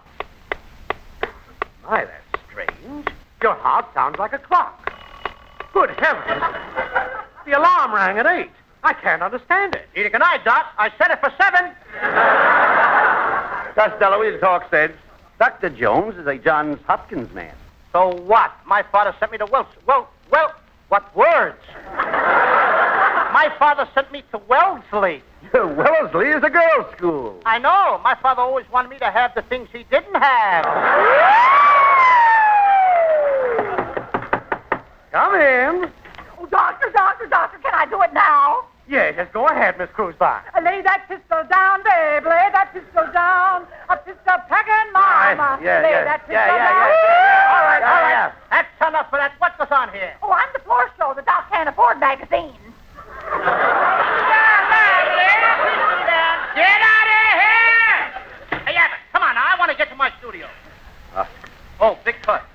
Costello. 2 cases of cuts. Say, Costello. What? There's a crowd going into Studio B. Let's follow them. Okay. You're wasting your time, boys. Those people are going in to see John's other wife. Are you kidding? John's other wife? Yes. Who are you? Who am I? Yeah. I'm John. Get me out of here! Now, that's the last straw, Abbott. Everything happens to me. Doctors, insurance men, John's other wife, Poogle. I'll never make the program. What's up, Doc?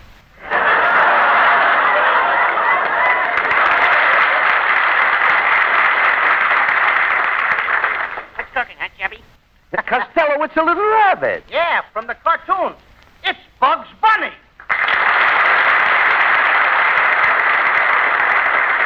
Say, Bugs, what are you doing over here at NBC? Well, I came over to see your program, fellas. I get tired of eating carrots. I like a little corn once in a while. That's very funny for a rabbit. You like it, Doc? You know, we could make a great team. Rabbit and Costello. Rabbit and Costello. Say, he's pretty cute, Costello. Why don't we keep him around? Sure, Doc. I can be your bread and butter. Yeah, but who wants a hair in his butter? Come on, Abbott. We're wasting time. Now, don't leave me, fellas. I'm feeling very sad today. What's wrong?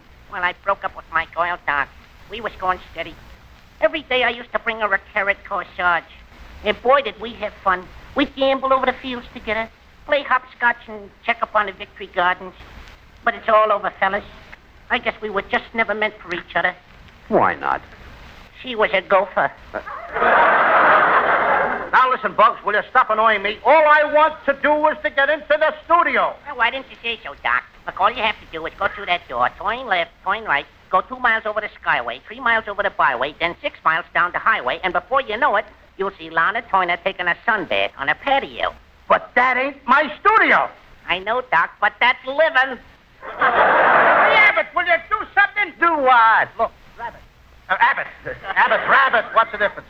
Look, Abbott. Rabbit. Abbott.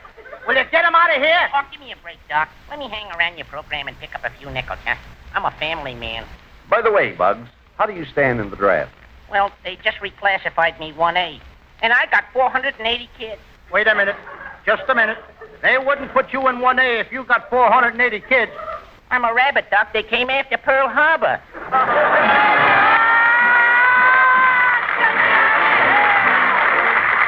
Here's little Connie Haynes back with us again. She sings the new rhythmic hit, They're Either Too Young or Too Old.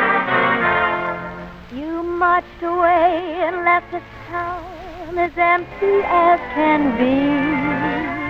I can't sit under the apple tree with anyone else but me.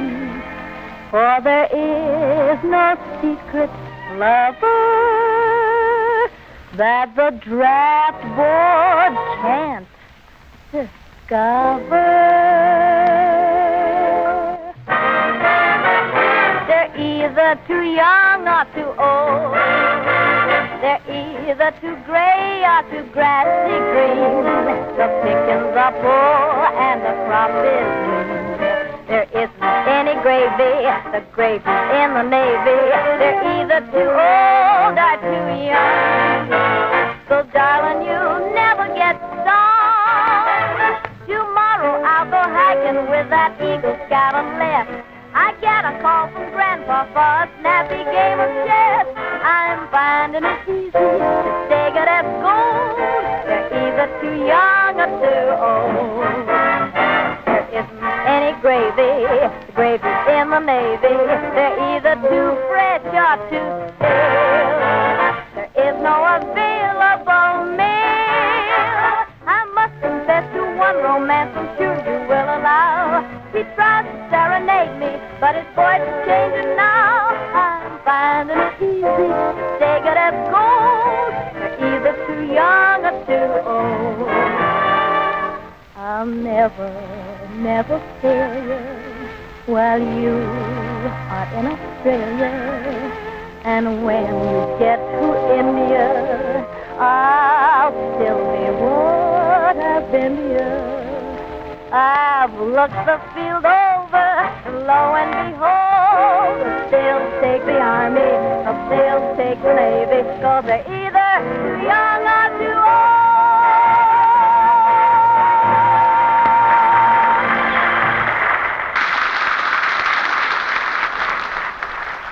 Are you looking for a cigarette that won't go flat no matter how many you smoke? Get Camel cigarettes. You'll find the second pack will taste even better than the first. The reason's more flavor. The extra flavor that helps Camels hold up pack after pack. Prove it for yourself in your T-zone. T for taste and throat. Your own last word on Camel's extra flavor and mildness. And remember, Camel cigarettes stay fresh, cool smoking, and slow burning because they're packed to go around the world. C-A-M-E-L-S. Camels, expertly blended of costlier tobaccos and packed to go around the world.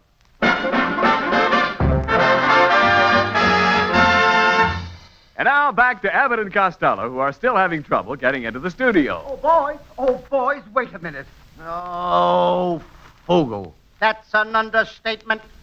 I have some very good news for you, Mr. Costello. You can go on the air now. Your basal metabolism is impeccable, while your hemoglobin content is rich in hypothyroidism, and your capillaries are simply pulsating. Now, listen, brother. Watch your language. I got my mother's picture in my pocket. Oh, will you stop that, please? Mr. Fogel means the doctor has given you an okay to broadcast. Come in the studio. And keep quiet. The program's on. Okay. Oh, my darling Lana, come into my arms. Kenneth, my dear, I love you madly. Hey, Abbott! That Niles is playing my part! Yes. And look who the girl is. Lana Turner.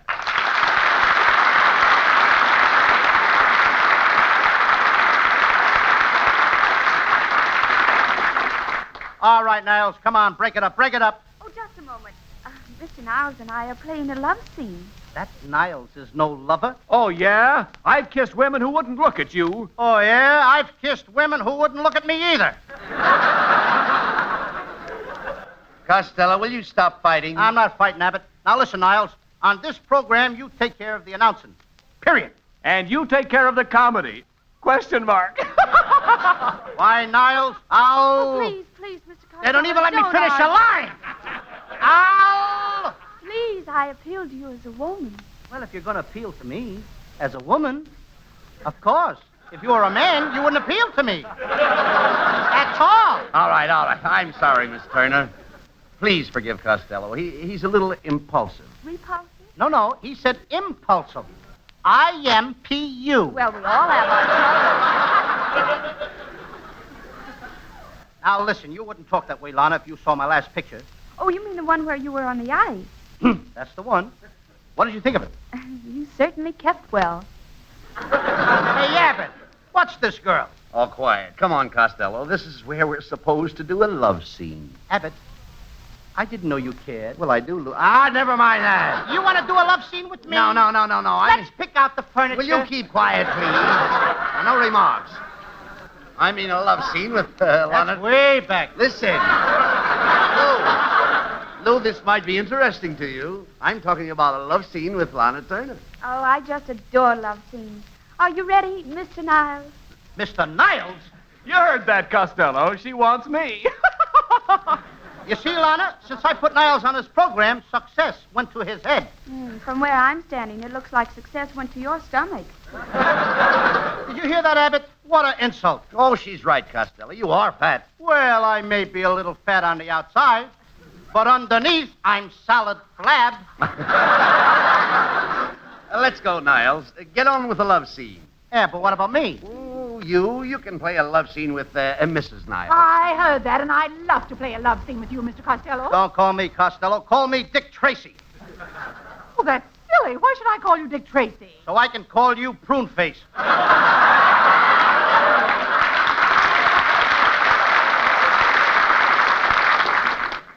Did you get that ad lib, Lana?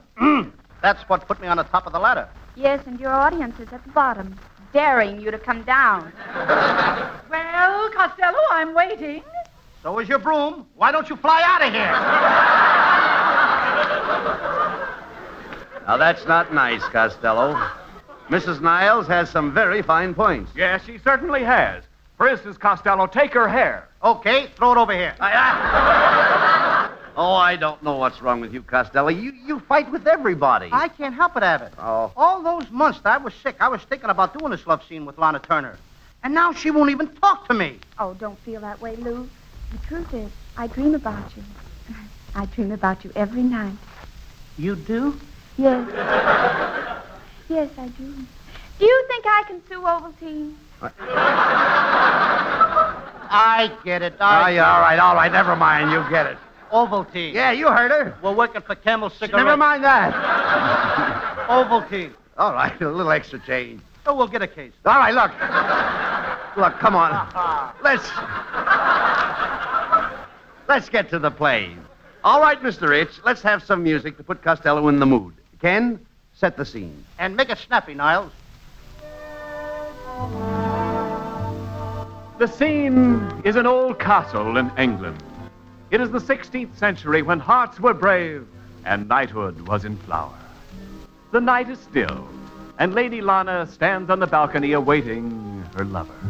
She has been waiting anxiously, longingly, patiently, hopefully. Come on, Niles. Get with it. Get with it. Get with it. Faster, faster, faster. And why not? I can't wait much longer. Come on. She hasn't seen her lover in a fortnight. Ah, each minute seems like an hour. You forgot the seconds. Each hour seems like a day. Each day like a week. Each week like a month. Each year. Each month like a year. Each year. Each year like This is only a half-hour program. Now get with it. Oh, but Lou, he's putting you in the mood to kiss me. I've been in the mood for 8 months, kid. Abbott, never mind, Niles. You set the scene. Okay, Lou. The stillness of the night is suddenly broken. Now, this guy'll set it fast. Suddenly broken by the sharp clatter of horses' hoofs. Where does the horses come from? The lovely Lana's eyes light up. Her lover is riding into the courtyard on his white charger. Ah, white charger. I don't charge nothing. I pay everything cash. He leaps from his horse and starts to climb up to her balcony. Hand over hand. Hand over hand. 2 hands over hands. 1 foot up. The other foot up. Come on, get me up, Abbott. Hurry up. Then 1 hand up. Then the other hand up. It's gonna be too late. Now get me up. Inch by inch. Foot by foot. Yard by yard. Get me up there, will you? I want to kiss the dame. But, Lou, what's your hurry? There's plenty of time. Not for me, kid. I'm in 1A. All right. Finally, you reach Lady Lana's side, and the play begins. A play of love, emotion, and adventure.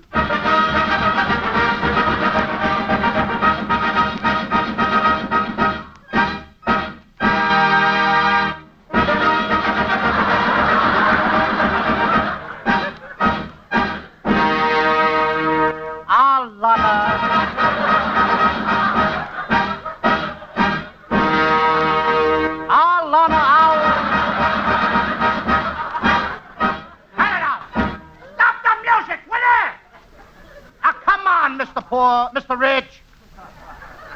This orchestra can easily be replaced by a jukebox. Now, I'm going to do this scene without music. Ah, Lady Lana, I love you. I kiss you. Or kiss me, one or the other. But not here, my lover. Why not? Love is paramount. Love is universal. Oh, you're out of luck. I work for MGM. Some plug. Hey, Lime? Ah, come on, Lana. I've been waiting 8 months for this. All right, Lou. You can kiss me. This is spite work. Hello. Mr. Costello, this is Fugel. No kissing in our studio. Kissing spreads germs. Not me. I kiss so hard I kill him. Costello, will you quit fooling around? Who's fooling around? All I want to do is kiss Lana Turner. Oh, come on, Lana. Will you please kiss me? Well, all right, Lou. Now, if you'll just close your eyes, I'll have a big surprise for you. Okay. My eyes are closed. Oh, boy, I can hardly wait. Lana Turner's gonna kiss me. Woo! Now, keep your eyes closed. They're closed. Here's the surprise. Are you eating carrots, Lana? Lana who, Doc? I'm first. And I'm nuts! Will you get me out of here?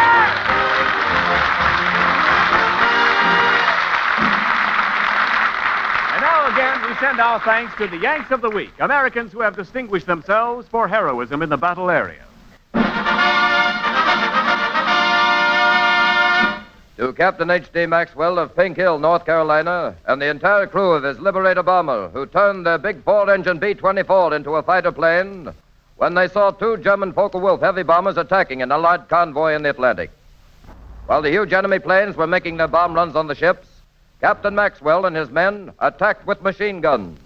And though cannon and machine gun fire from the enemy wounded every man aboard the Liberator, they shot down one German plane and probably destroyed the other before they themselves crashed in flames. Our airmen were rescued by ships from the convoy they had saved. We salute you and your crew, Captain H.D. Maxwell, and in your honor, the makers of Camels are sending to our soldiers overseas 300,000 Camel cigarettes.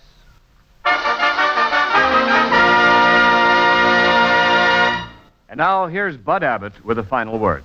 Thanks, Ken. Ladies and gentlemen, now that our program is over and we have done our best to entertain you, I would like to take a moment to pay tribute to my best friend and to a man who has more courage than I have ever seen displayed in the theater. Tonight, the old expression, "the show must go on," was brought home to all of us on this program, more clearly than ever before. Just a short time before our broadcast started, Lou Costello was told that his baby, 1-year-old Tamara, had died. In the face of the greatest tragedy which can come to any man, Lou Costello went on tonight so that you, the radio audience, would not be disappointed. There's nothing more that I can say except that I know you all join me in expressing our deepest sympathy to a great trooper. Good night. This is the National Broadcasting Company. KFI, Los Angeles. In 1943, Lou had gone on a winter tour of Army bases, and in March he suffered an attack of rheumatic fever. He was out of work for 6 months. He came back to this show on this date, November 4th, 1943, and he had said that his boy would get to hear him on the radio for the first time. Well, the baby was just 2 days short of his first birthday. Costello had asked his wife to keep Lou Jr. up to hear his father on the radio for the first time. Costello said, "Wherever he is tonight, I want him to hear me." And after that incident, Maxine Andrews of the Andrews Sisters said Costello's demeanor changed, said he didn't seem as fun-loving as warm. He seemed to anger easily. There was a difference in his attitude.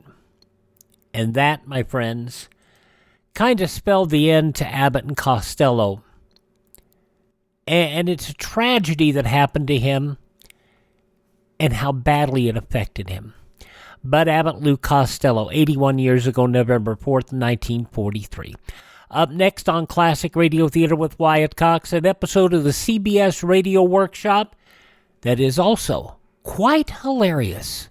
In fact, you might say they wrote a book about it.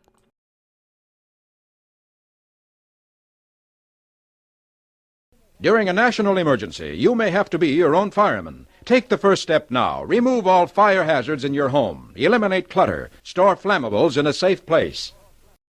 Now on Classic Radio Theater with Wyatt Cox, we go back 68 years to November 4th, 1956, an episode of the CBS Radio Workshop's production of Colloquy 4, the Joe Miller Joke Book. From Hollywood, the CBS Radio Workshop. A funny thing happened to me on the way to the studio. I met a woman who sleeps with cats. A woman who sleeps with cats? Yeah, Mrs. Cat. CBS Radio presents the CBS Radio Workshop, dedicated to man's imagination, the theater of the mind. This afternoon, the workshop examines another little understood aspect of man's behavior, humor, in Colloquy 4, the Joe Miller Joke Book, produced in Hollywood by William N. Robeson and conducted by Dr. Frank C. Baxter, professor of English literature at the University of Southern California. Dr. Baxter.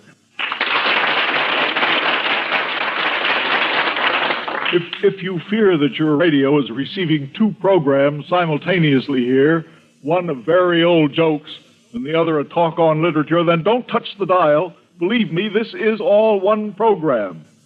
Now, my own interest in the ancient wheeze is a scholarly one, stemming from the fact that jokes have always had a very real part in literature, at least as long as we have the spoken word. Moreover, there's always been a heartening feeling of immediacy about jokes, not only because so many are topical, but because in one way or another, we all use jokes with gratifying regularity.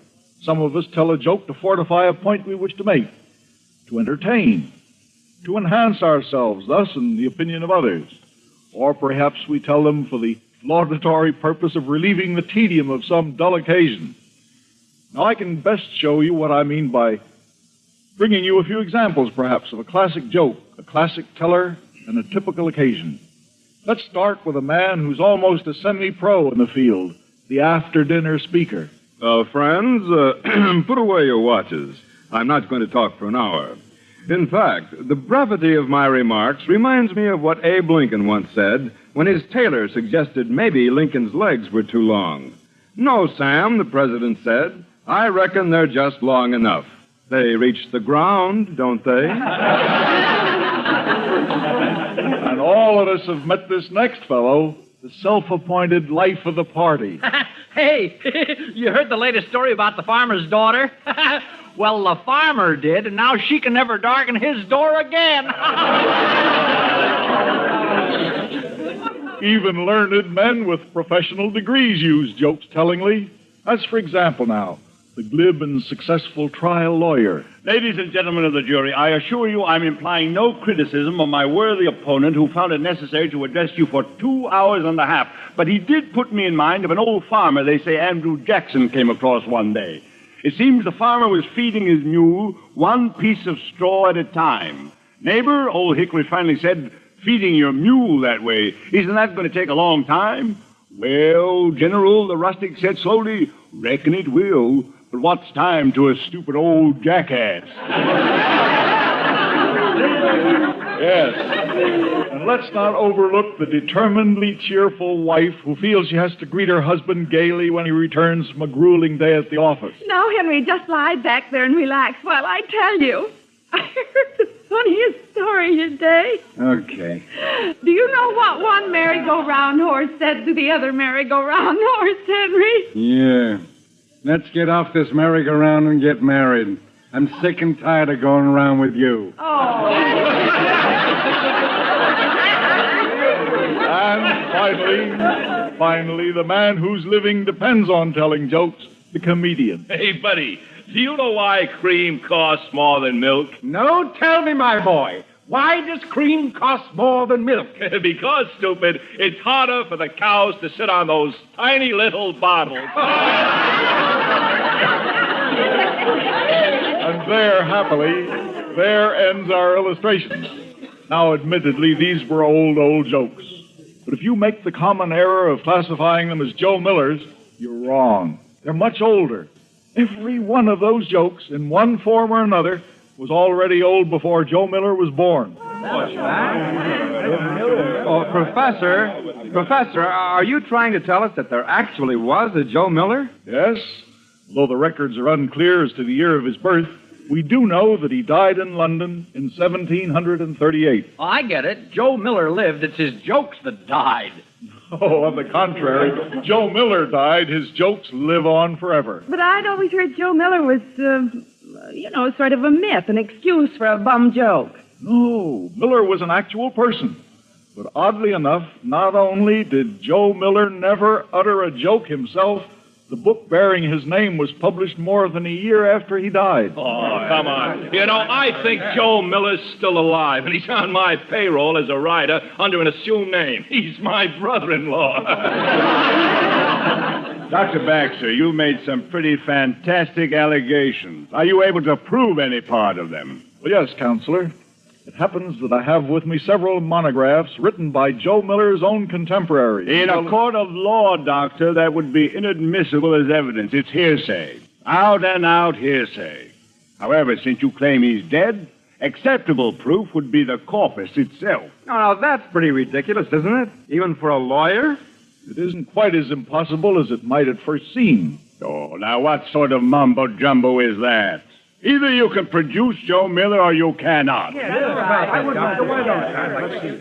know, I don't see why I shouldn't try to produce him in this Bridie Murphy age of supersonic animation, automation, mechanical brains, technology more baffling than Merlin. Even though I do not pretend myself to be a pure scientist, merely a sometime student, this cause is a worthy one, and the end, if I succeed in materializing Joe Miller, merits the means. And the means are never very far away these days. Now, here beside me, I just happen to have a mammoth mechanical brain. I insert this punch card in it. I depress button A, so. I throw the switch marked go, go, go. And behold, we get... Joe Miller here. Can you read me? Yes, Joe, we read you 5 by 5. This is Dr. Frank Baxter of the University of Southern California. Ah, yes, Doctor. Is there some service I am able to perform for you? Some forgotten speech of Will Shakespeare's or Ben Jonson, perchance? No, Joe, not today. But right now, I'd like you to drop down here. It is down, isn't it, Joe? There it is. Good. Well, then, would you drop down for a few moments? Provide the answers to the questions I have for you? Well, so be it, good doctor. Can you direct me to your meeting place? Well, now, let's see. Let me focus. Yes. Now, go past that first thunderhead on the left. Turn sharp at that fluffy gathering of cumulus, and then slide down the slightly tarnished rainbow. Straight ahead. Ah, yes, friend Baxter. I see it now. Roger, Wilco, and out.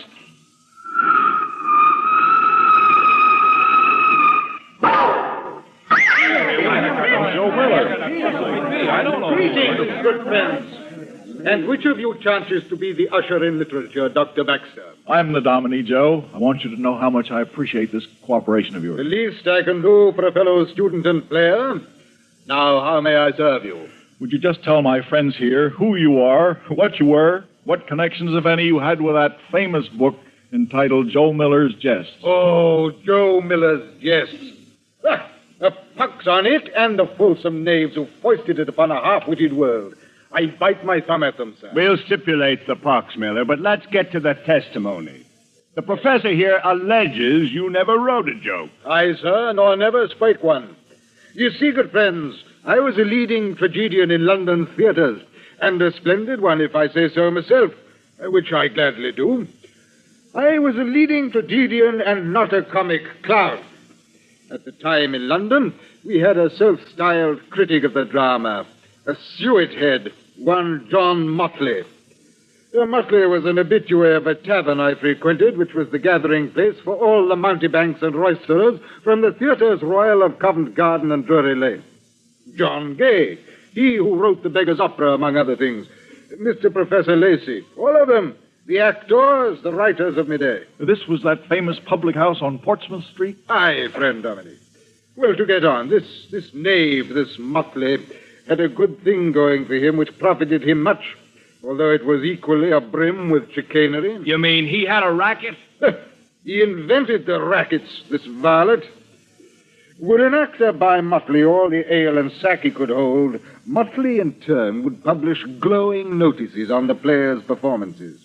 A trap into which I would not fall. Good for you, Mr. Miller. Ah, me thanks, madam. And here, perhaps, it is best I explain that my chiefest misfortune was the maid I had wed, my wife. Comely, but a complete shrew.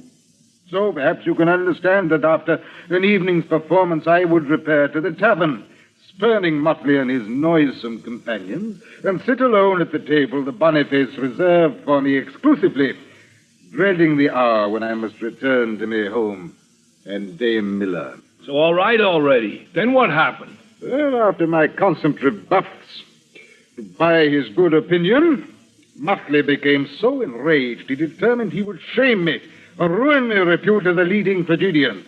So, one day when he came upon an ancient jest, so creaky of the joint it was repulsive, he determined his chance to destroy me had come. He waited until every Friends, imbibers, and countrymen, lend me your ears. I have a jest to tell you. A rib tickler just told me about that ever-popular tragedian, none other than Joe Miller. Here is the jape as Miller told it to me. A man asked his neighbor, but late married to a widow, how he agreed with his wife. Marvelous well, the neighbor replied, when I am merry, she is merry. When I am sad, she is sad. But when I go out, I am merry to go from her. And when I return, she is sad to see me. Thus, instead of being greeted with groans and catcalls, Muttley was filled with amaze to find he had evoked gales of leg-slapping laughter. Bitter and baffled, he managed to get aside John Gay and beseeched him to explain this unexpected outburst of mirth. Holding his sides, Gay managed his explanation. Oh, friend Muttley, don't you see? It isn't a horrid jest.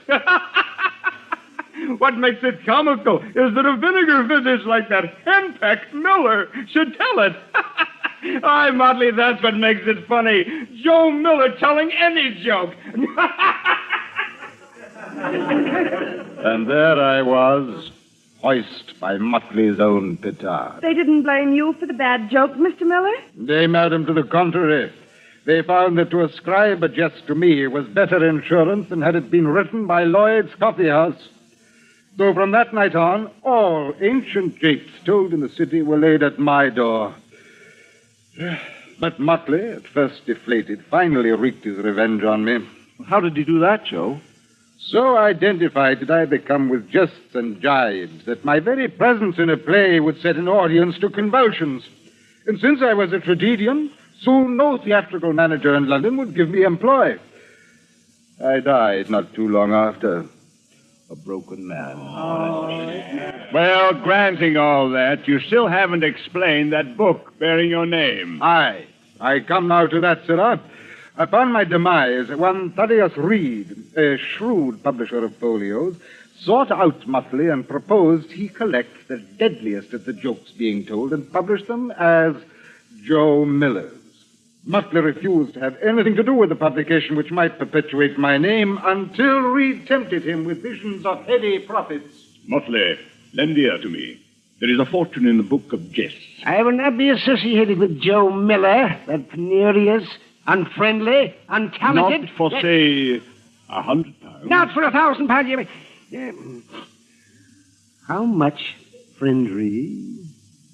From a book of jokes? I know not, except the rewards are limitless. Recall you Miles Coverdale's Bible, published in 1535. Oh, yes? Coverdale obtained the funds to publish the Bible by issuing a collection of jokes 9 years earlier. The one yclept 100 Merry Tales. And a century ago, in 1630, the court jester Archie Armstrong published his book, and both volumes still are in good demand at the stalls. Well, John, will you join me in this enterprise? Aye, but on one condition. All London knows of my distaste for Joe Miller, and I do not wish to be made a laughingstock. I shall set down these jokes, but not under my own name. We shall create a pseudonym for the acknowledged editor. Excellent, John. And there you have the entire sordid story of Joe Miller's Jests, or the Wit Vadimecum, edited by Elijah Jenkins, Esquire, and published by T. Reed, Anno Domini 1739. No, Joe, that was a story well told indeed. Thank you, Dr. Baxter, one and all. And now my duty has been discharged. I must be going, forsooth. How far sooth are you going, Joe? A plague on you, sir. A pox and a plague on all hollow heads who practice what never did I preach. Milady, esteemed gentlemen, it is past the time when I must return. Parting is such sweet sorrow. Joe, wait.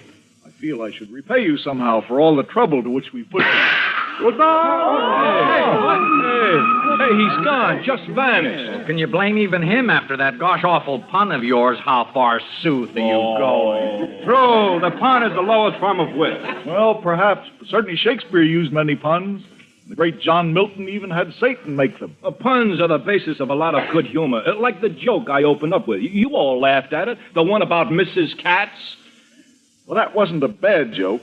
Yet there's another, perhaps more acceptable version if you'd care to hear it. Yeah, I'd like that. Very well, then. May I ask our joke demonstrators for version 13B of the Mrs. Katz joke? I never thought I'd get here. I was just attacked by a man-eating rabbit. A man-eating rabbit? Yeah, I was in a restaurant and a man-eating rabbit threw a punch at me. That was pretty good, Doctor. But, was it original? Heaven forbid. This, like most jokes, is what is technically known as a switcheroo. Now, let me show you how this is done historically. Joe Miller's joke number 99, please. A lady questioned about her age affirmed she was 40 and called upon a gentleman for his opinion.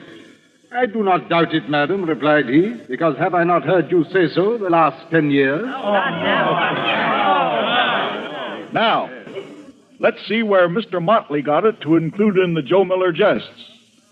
Let's have the parallel joke from Armstrong's book, published 1630, please. A court lady had dinner and, speaking of her age, said she was 40. One gallant, on hearing this, whispered to his companion, I have not the faith to disbelieve her, for I've heard her say so any time these 10 years. That's no switch, Doctor. That's out-and-out stealing. Even the numbers, 40 and 10. Yes, but the theft was Armstrong's, because that joke, the joke he took his joke from, was current back in Latin times and Roman times and Cicero's day, and it went like this. Oh, noble Cicero, Fabia Dolabella saith she is but 30 summers. Would this be true? It must be true, for I have heard it these last 20 years. Are there other examples, Doctor? Yes, come on, Professor. I've got my pencil and notebook all ready, but they've got to be better than that. Oh, there are dozens of examples, hundreds. Some I can't even quote because of the robustness of Elizabethan humor, and others which today are interesting, not for their shimmering wit, but only to scholars who seek sources. There's several jokes appearing in The 100 Merry Tales, printed in 1500. That's a book that Shakespeare knew and referred to, by the way. The 100 Merry Tales of 1500, there are jokes there, as well as in Archie Armstrong and Joe Miller, all similar, if not the same, and few of them are funny today. Well, if they were funny once, Doctor, why aren't they today? Let me give you one final example. Now, here's another joke, just as it appears in Armstrong's 17th century book. Two Dutchmen, one very tall, the other of exceeding low stature, were walking together. A pleasant gentleman, seeing them, said to his friend, Yonder go High Germany and the Low Countries. You call that a joke, Doctor? Yes, at one time it was a joke and a good joke, and it enjoyed great vogue. But now, using it as a springboard, let's take a much more recent version, which dates back only a few years, when the American theater man Marcus Lowe and the producer Lee Schubert were familiar figures on Broadway. Now, Marcus Lowe and Lee Schubert happened to pass one day, and this was their greeting. Hi, Lee. Hi, Lowe. So you see that Will Shakespeare was right when he wrote in Love's Labor's Lost, a jest's prosperity lies in the ear of him who hears it, never in the tongue of him who makes it. Yes, Doctor, but you're quoting Shakespeare, of course. Haven't you a theory of your own about what's funny and why? Well, as a matter of fact, I have a lot of theories. This is a dangerous business. Now, if one of you will be good enough to move that chopping block a little closer, I'll loosen my collar and lay my neck on the block. Okay, Professor. Let's not keep a frantic world in suspenders waiting for it. Let's have it. Have you given your theory a name, Doctor?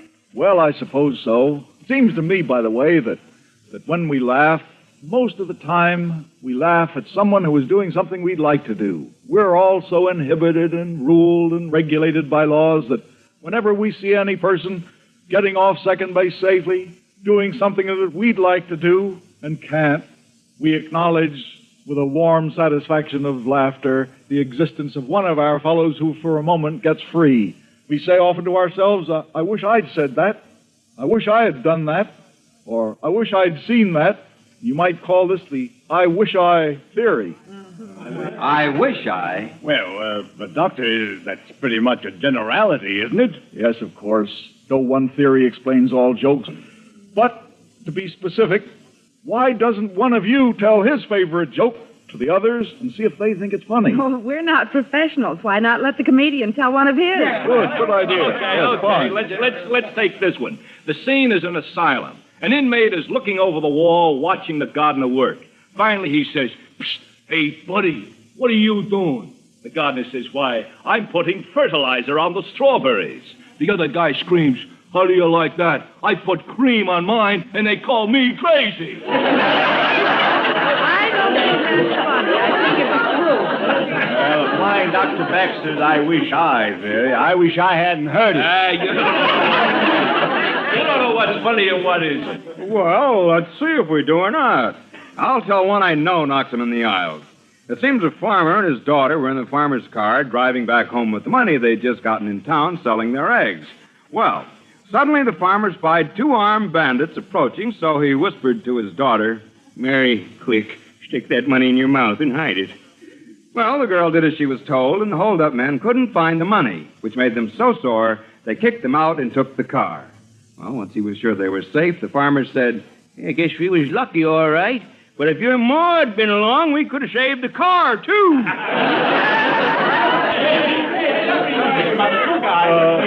Gentlemen, can't we have some order here? There was that traveling fair. Gentlemen, please, some decorum, if you will.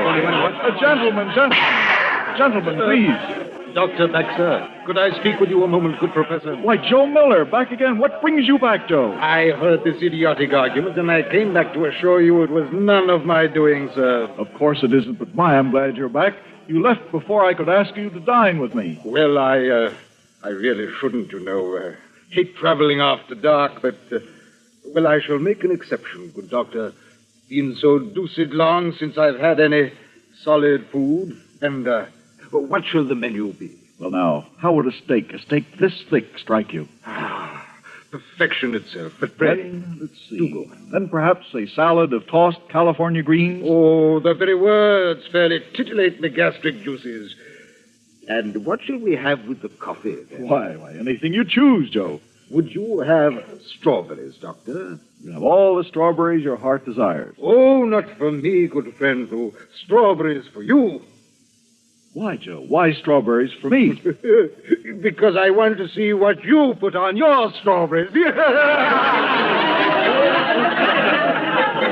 Well, that's it, good friends. Joe Miller's jests, so the wits wadi may come. Oh, may Joe and his jests both leave us and rest in peace.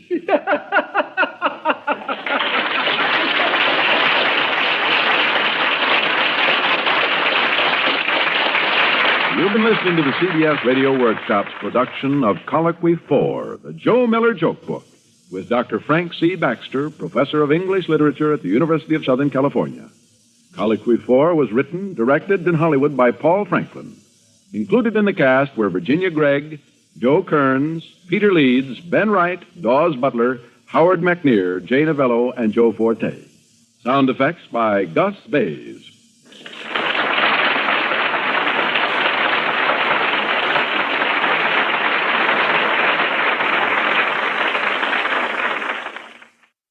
"68 years ago, November 4th, 1956, the CBS Radio Workshop here on Classic Radio Theater with Wyatt Cox. Tomorrow, the first part of Earth Abide, starring John Dehner, an episode of Escape, and it's a remarkable story about the end of the world. Well, sort of. Also, Dangerous Assignment, starring Brian Donlevy, Dick Calmer as Boston Blackie, The New Adventures of Sherlock Holmes, and an episode of Superman. That'll be your Tuesday. Wednesday, Inner Sanctum Mysteries, Casey Crime Photographer, Jeff Regan Investigator, and The Adventures of Frank Merriwell. Thursday, Bob Bailey and Virginia Gregg and Let George Do It. Gene Hersholt as Dr. Christian. Barry Craig Confidential Investigator, and Joe DeSantis in an episode of Under Arrest. And then on Friday, we'll wrap up the week with another hour with Fred Allen in Town Hall Tonight. The quiz show, Take It or Leave It. And the contestant on the show is a fellow you might have heard of, Jack Benny. He's a contestant on the quiz show Take It or Leave It. Also, Fibber McGee and Molly. That'll be coming up on Friday. Saturday, we'll have Lum and Abner, the Aldrich family, Edgar Bergen and Charlie McCarthy, and a salute to Jack Benny's 20th year in radio from 1951. Sunday, Lights Out, Mr. Keen, Tracer of Lost Persons, Mr. and Mrs. North, and Suspense. And next Monday, more comedy with Milton Berle. We will have Abbott and Costello, an episode of the Fred Allen Show, and an episode of the CBS Radio Workshop, The Report on the Weans, a wonderful science fiction satire. That's coming up the next week here on Classic Radio Theater with Wyatt Cox. But right now, let's head out to the farm and see what's going on with David and Claudia.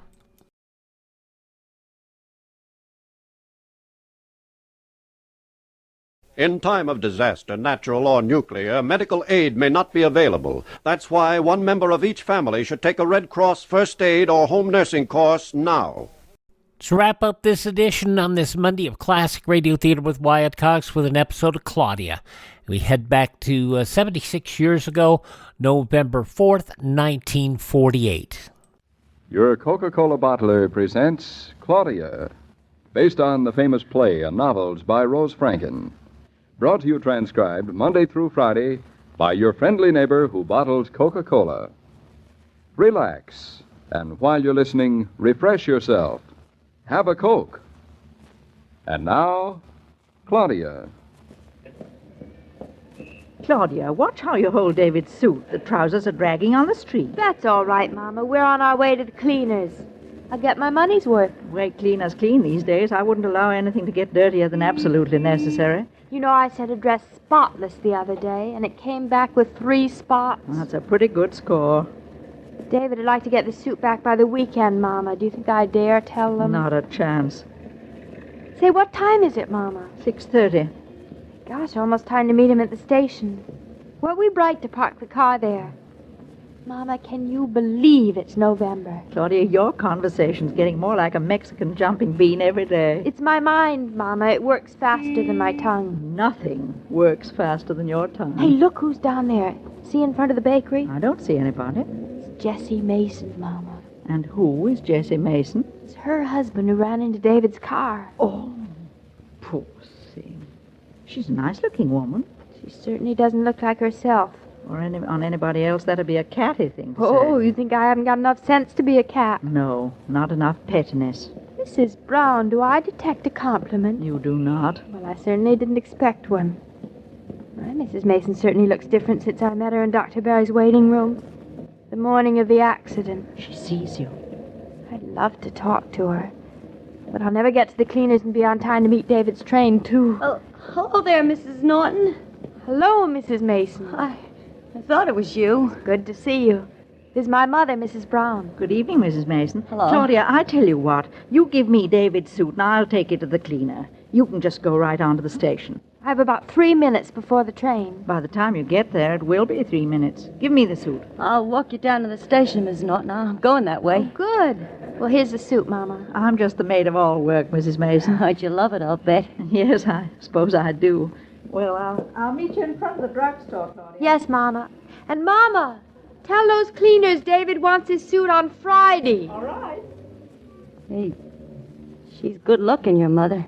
I think so. She looks the way she should look for a mother. For a grandmother, too. Yeah, that's right. Wonder if my mother would have looked like that. My mother died when she was 28. Pretty tough on her. Pretty tough on you. Oh, it didn't seem to bother me much. I didn't know what I was missing. I was just a kid. I couldn't have stood growing up without Mama. Mrs. Norton. Yes? How's Mr. Norton? Oh, he's fine now. He's really fine. He's back to work and everything. Gee, that's swell. He's been kind of on my mind. He has? Yeah. I've been feeling I ought to call on him. Should have come up to the house and seen him after he got out of the hospital. I owe him an apology, I kind of thought. You owe David an apology? Yeah. Well, if it weren't for me, he wouldn't have ended up in the hospital, nearly getting himself killed. I don't see how you had anything to do with it. Well, George was my husband, wasn't he? Oh, he wasn't much of a guy, and I didn't think very much of him, but His name was Mason. It's my name, too, so I figured I kind of owed Mr. Norton an apology for George. Well, David's all right now. And you don't hold anything against me? Against you? Of course not. Look, none of this was your fault. The fact that Mr. Mason ran into David's car on a rainy morning... George was drunk. I know. Yeah, he was drunk at 8 o'clock in the morning. Gets himself killed and leaves me a widow. But he's dead now. So what's the use of holding it against him either? Well, David's not bitter, and neither am I. Oh, I sure am relieved that everything turned out okay for you. So am I. Yeah. Poor old George. He sure made a mess of things. I guess I wasn't much of a help, but I got so fed up. All I wanted to do was have my fun and call it a day. So, now George is someplace, wherever they go when they're dead. Here I am. Funny, ain't it? It's awful. No, it's not so bad.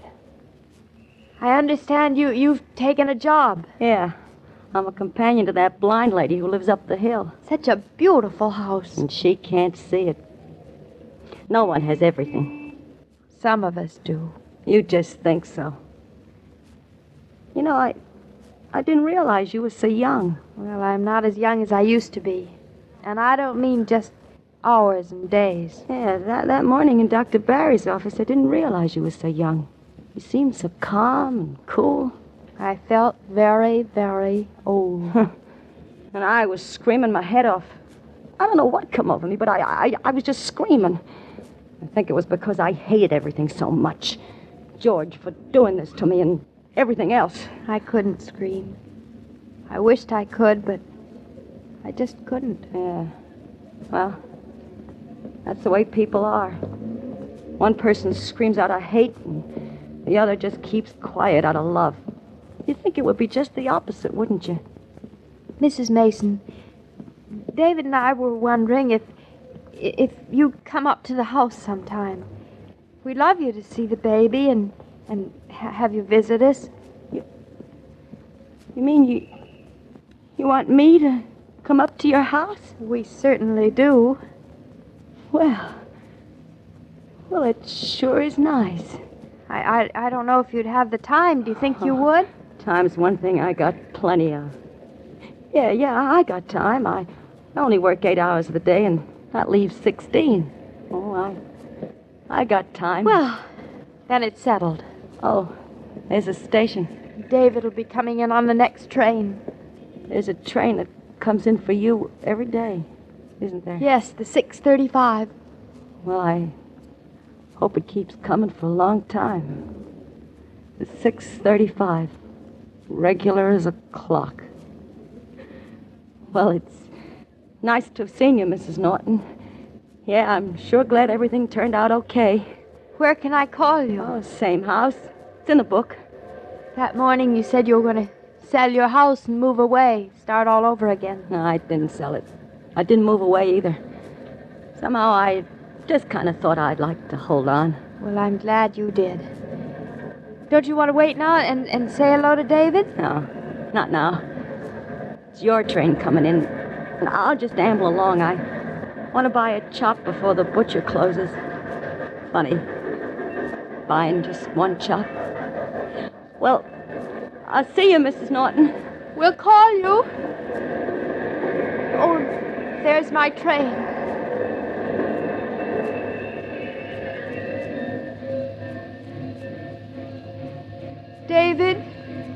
David, I'm over here. Well, it isn't my wife. None other. And right here when the train pulled in, the eighth wonder of the world. Don't I get a kiss? Hello, darling. With all these people around? Well, I'm your wife. It's expected. Oh, David, it's so good to see you. Claudia, you're choking me. What kind of a day did you have? Is your head aching? One question at a time, please. Are you glad to be home? The air was heavy all day with the smell of burning leaves. I missed you so. Say, what's going on here? What's going on here? You'd think I'd been away for 3 months. Feels like 3 months. Aren't you glad to be home? Well, sure, I'm glad to be home, but it isn't anything to get hysterical about. I think it is. David, are you tired? No, I'm not tired. Did you work hard? I'm so used to having you home, the days just seem endless now. Well, a confession of love, huh? You haven't kissed me yet. Wait till you get into the car. That's what you always say. Wait. Mama's right over there between 2 station wagons, and we'll go to pick the car up in front of the drugstore. I don't see Mama. I meant the car. Oh. Say, you're a little mixed up tonight. I'm not mixed up. I'm not mixed up at all. What kind of a day did you have? You've asked me that 5 times. A perfect, simple, average day. Nothing unusual or extraordinary happened. You put me on the train this morning. I spent the day at the office. And, well, here I am again tonight. That's the nicest part of the day. Oh, David, don't ever leave me. I won't. Not until tomorrow morning. Not until the 8:12. I mean, really leave me. What makes you think I will? Well, I don't think you will. I just hope you won't. You're not making much sense. Oh, that's what you think. Here's the car. Yeah, you parked it pretty well. Did you really park it in this narrow space? I got here first. I cannot tell a lie. The other thought. cars climbed in afterwards. Mm-hmm. I was here early because of Mama and your suit. They're at the cleaners. Well, I certainly hope that Mama will be ready by Friday. She's telling them you want her by then. Well, that ought to do it. Yes. You drive, darling. We'll pick her up. I'll push over. Hey, careful you don't hit your head getting in. You, wait a minute. You mean you want me to drive? You want to drive, don't you? Well, this is so sudden. For the past few weeks, you'd raised all sorts of objections. No objections. If you want to drive, there's no reason why you shouldn't. Claudia, are you sure you're feeling all right tonight? I'm feeling wonderful. If you get a pleasure out of driving the car, you go right ahead. Every little pleasure counts. Since when? Since always. Come clean. Since when? Since Jessie Mason was on the way to buy one chop. I was carrying your suit. One single little chop for her dinner. Say that again. Oh, David, hold me tight. Well, darling, is anything wrong? You look frightened. You're shaking. Come on, tell me what's up. Nothing's up except you're home and it must be terrible to be a widow. Oh, so that's it. Jessie Mason and the one chop and widowhood. How did she look? She looked all right, but she's lost her husband. No matter what he was like, when she had him, she wasn't alone. And neither are you. Neither am I. Oh, David, now everybody's gone from the station. We're practically alone. Mm-hmm. We are, practically. Lean over, Mrs. Norton. There's something Mr. Norton wants to say to you. Say it, David. Hello, darling. Whether you do your marketing on foot or by car, it can become a chore unless you relax and take it easy.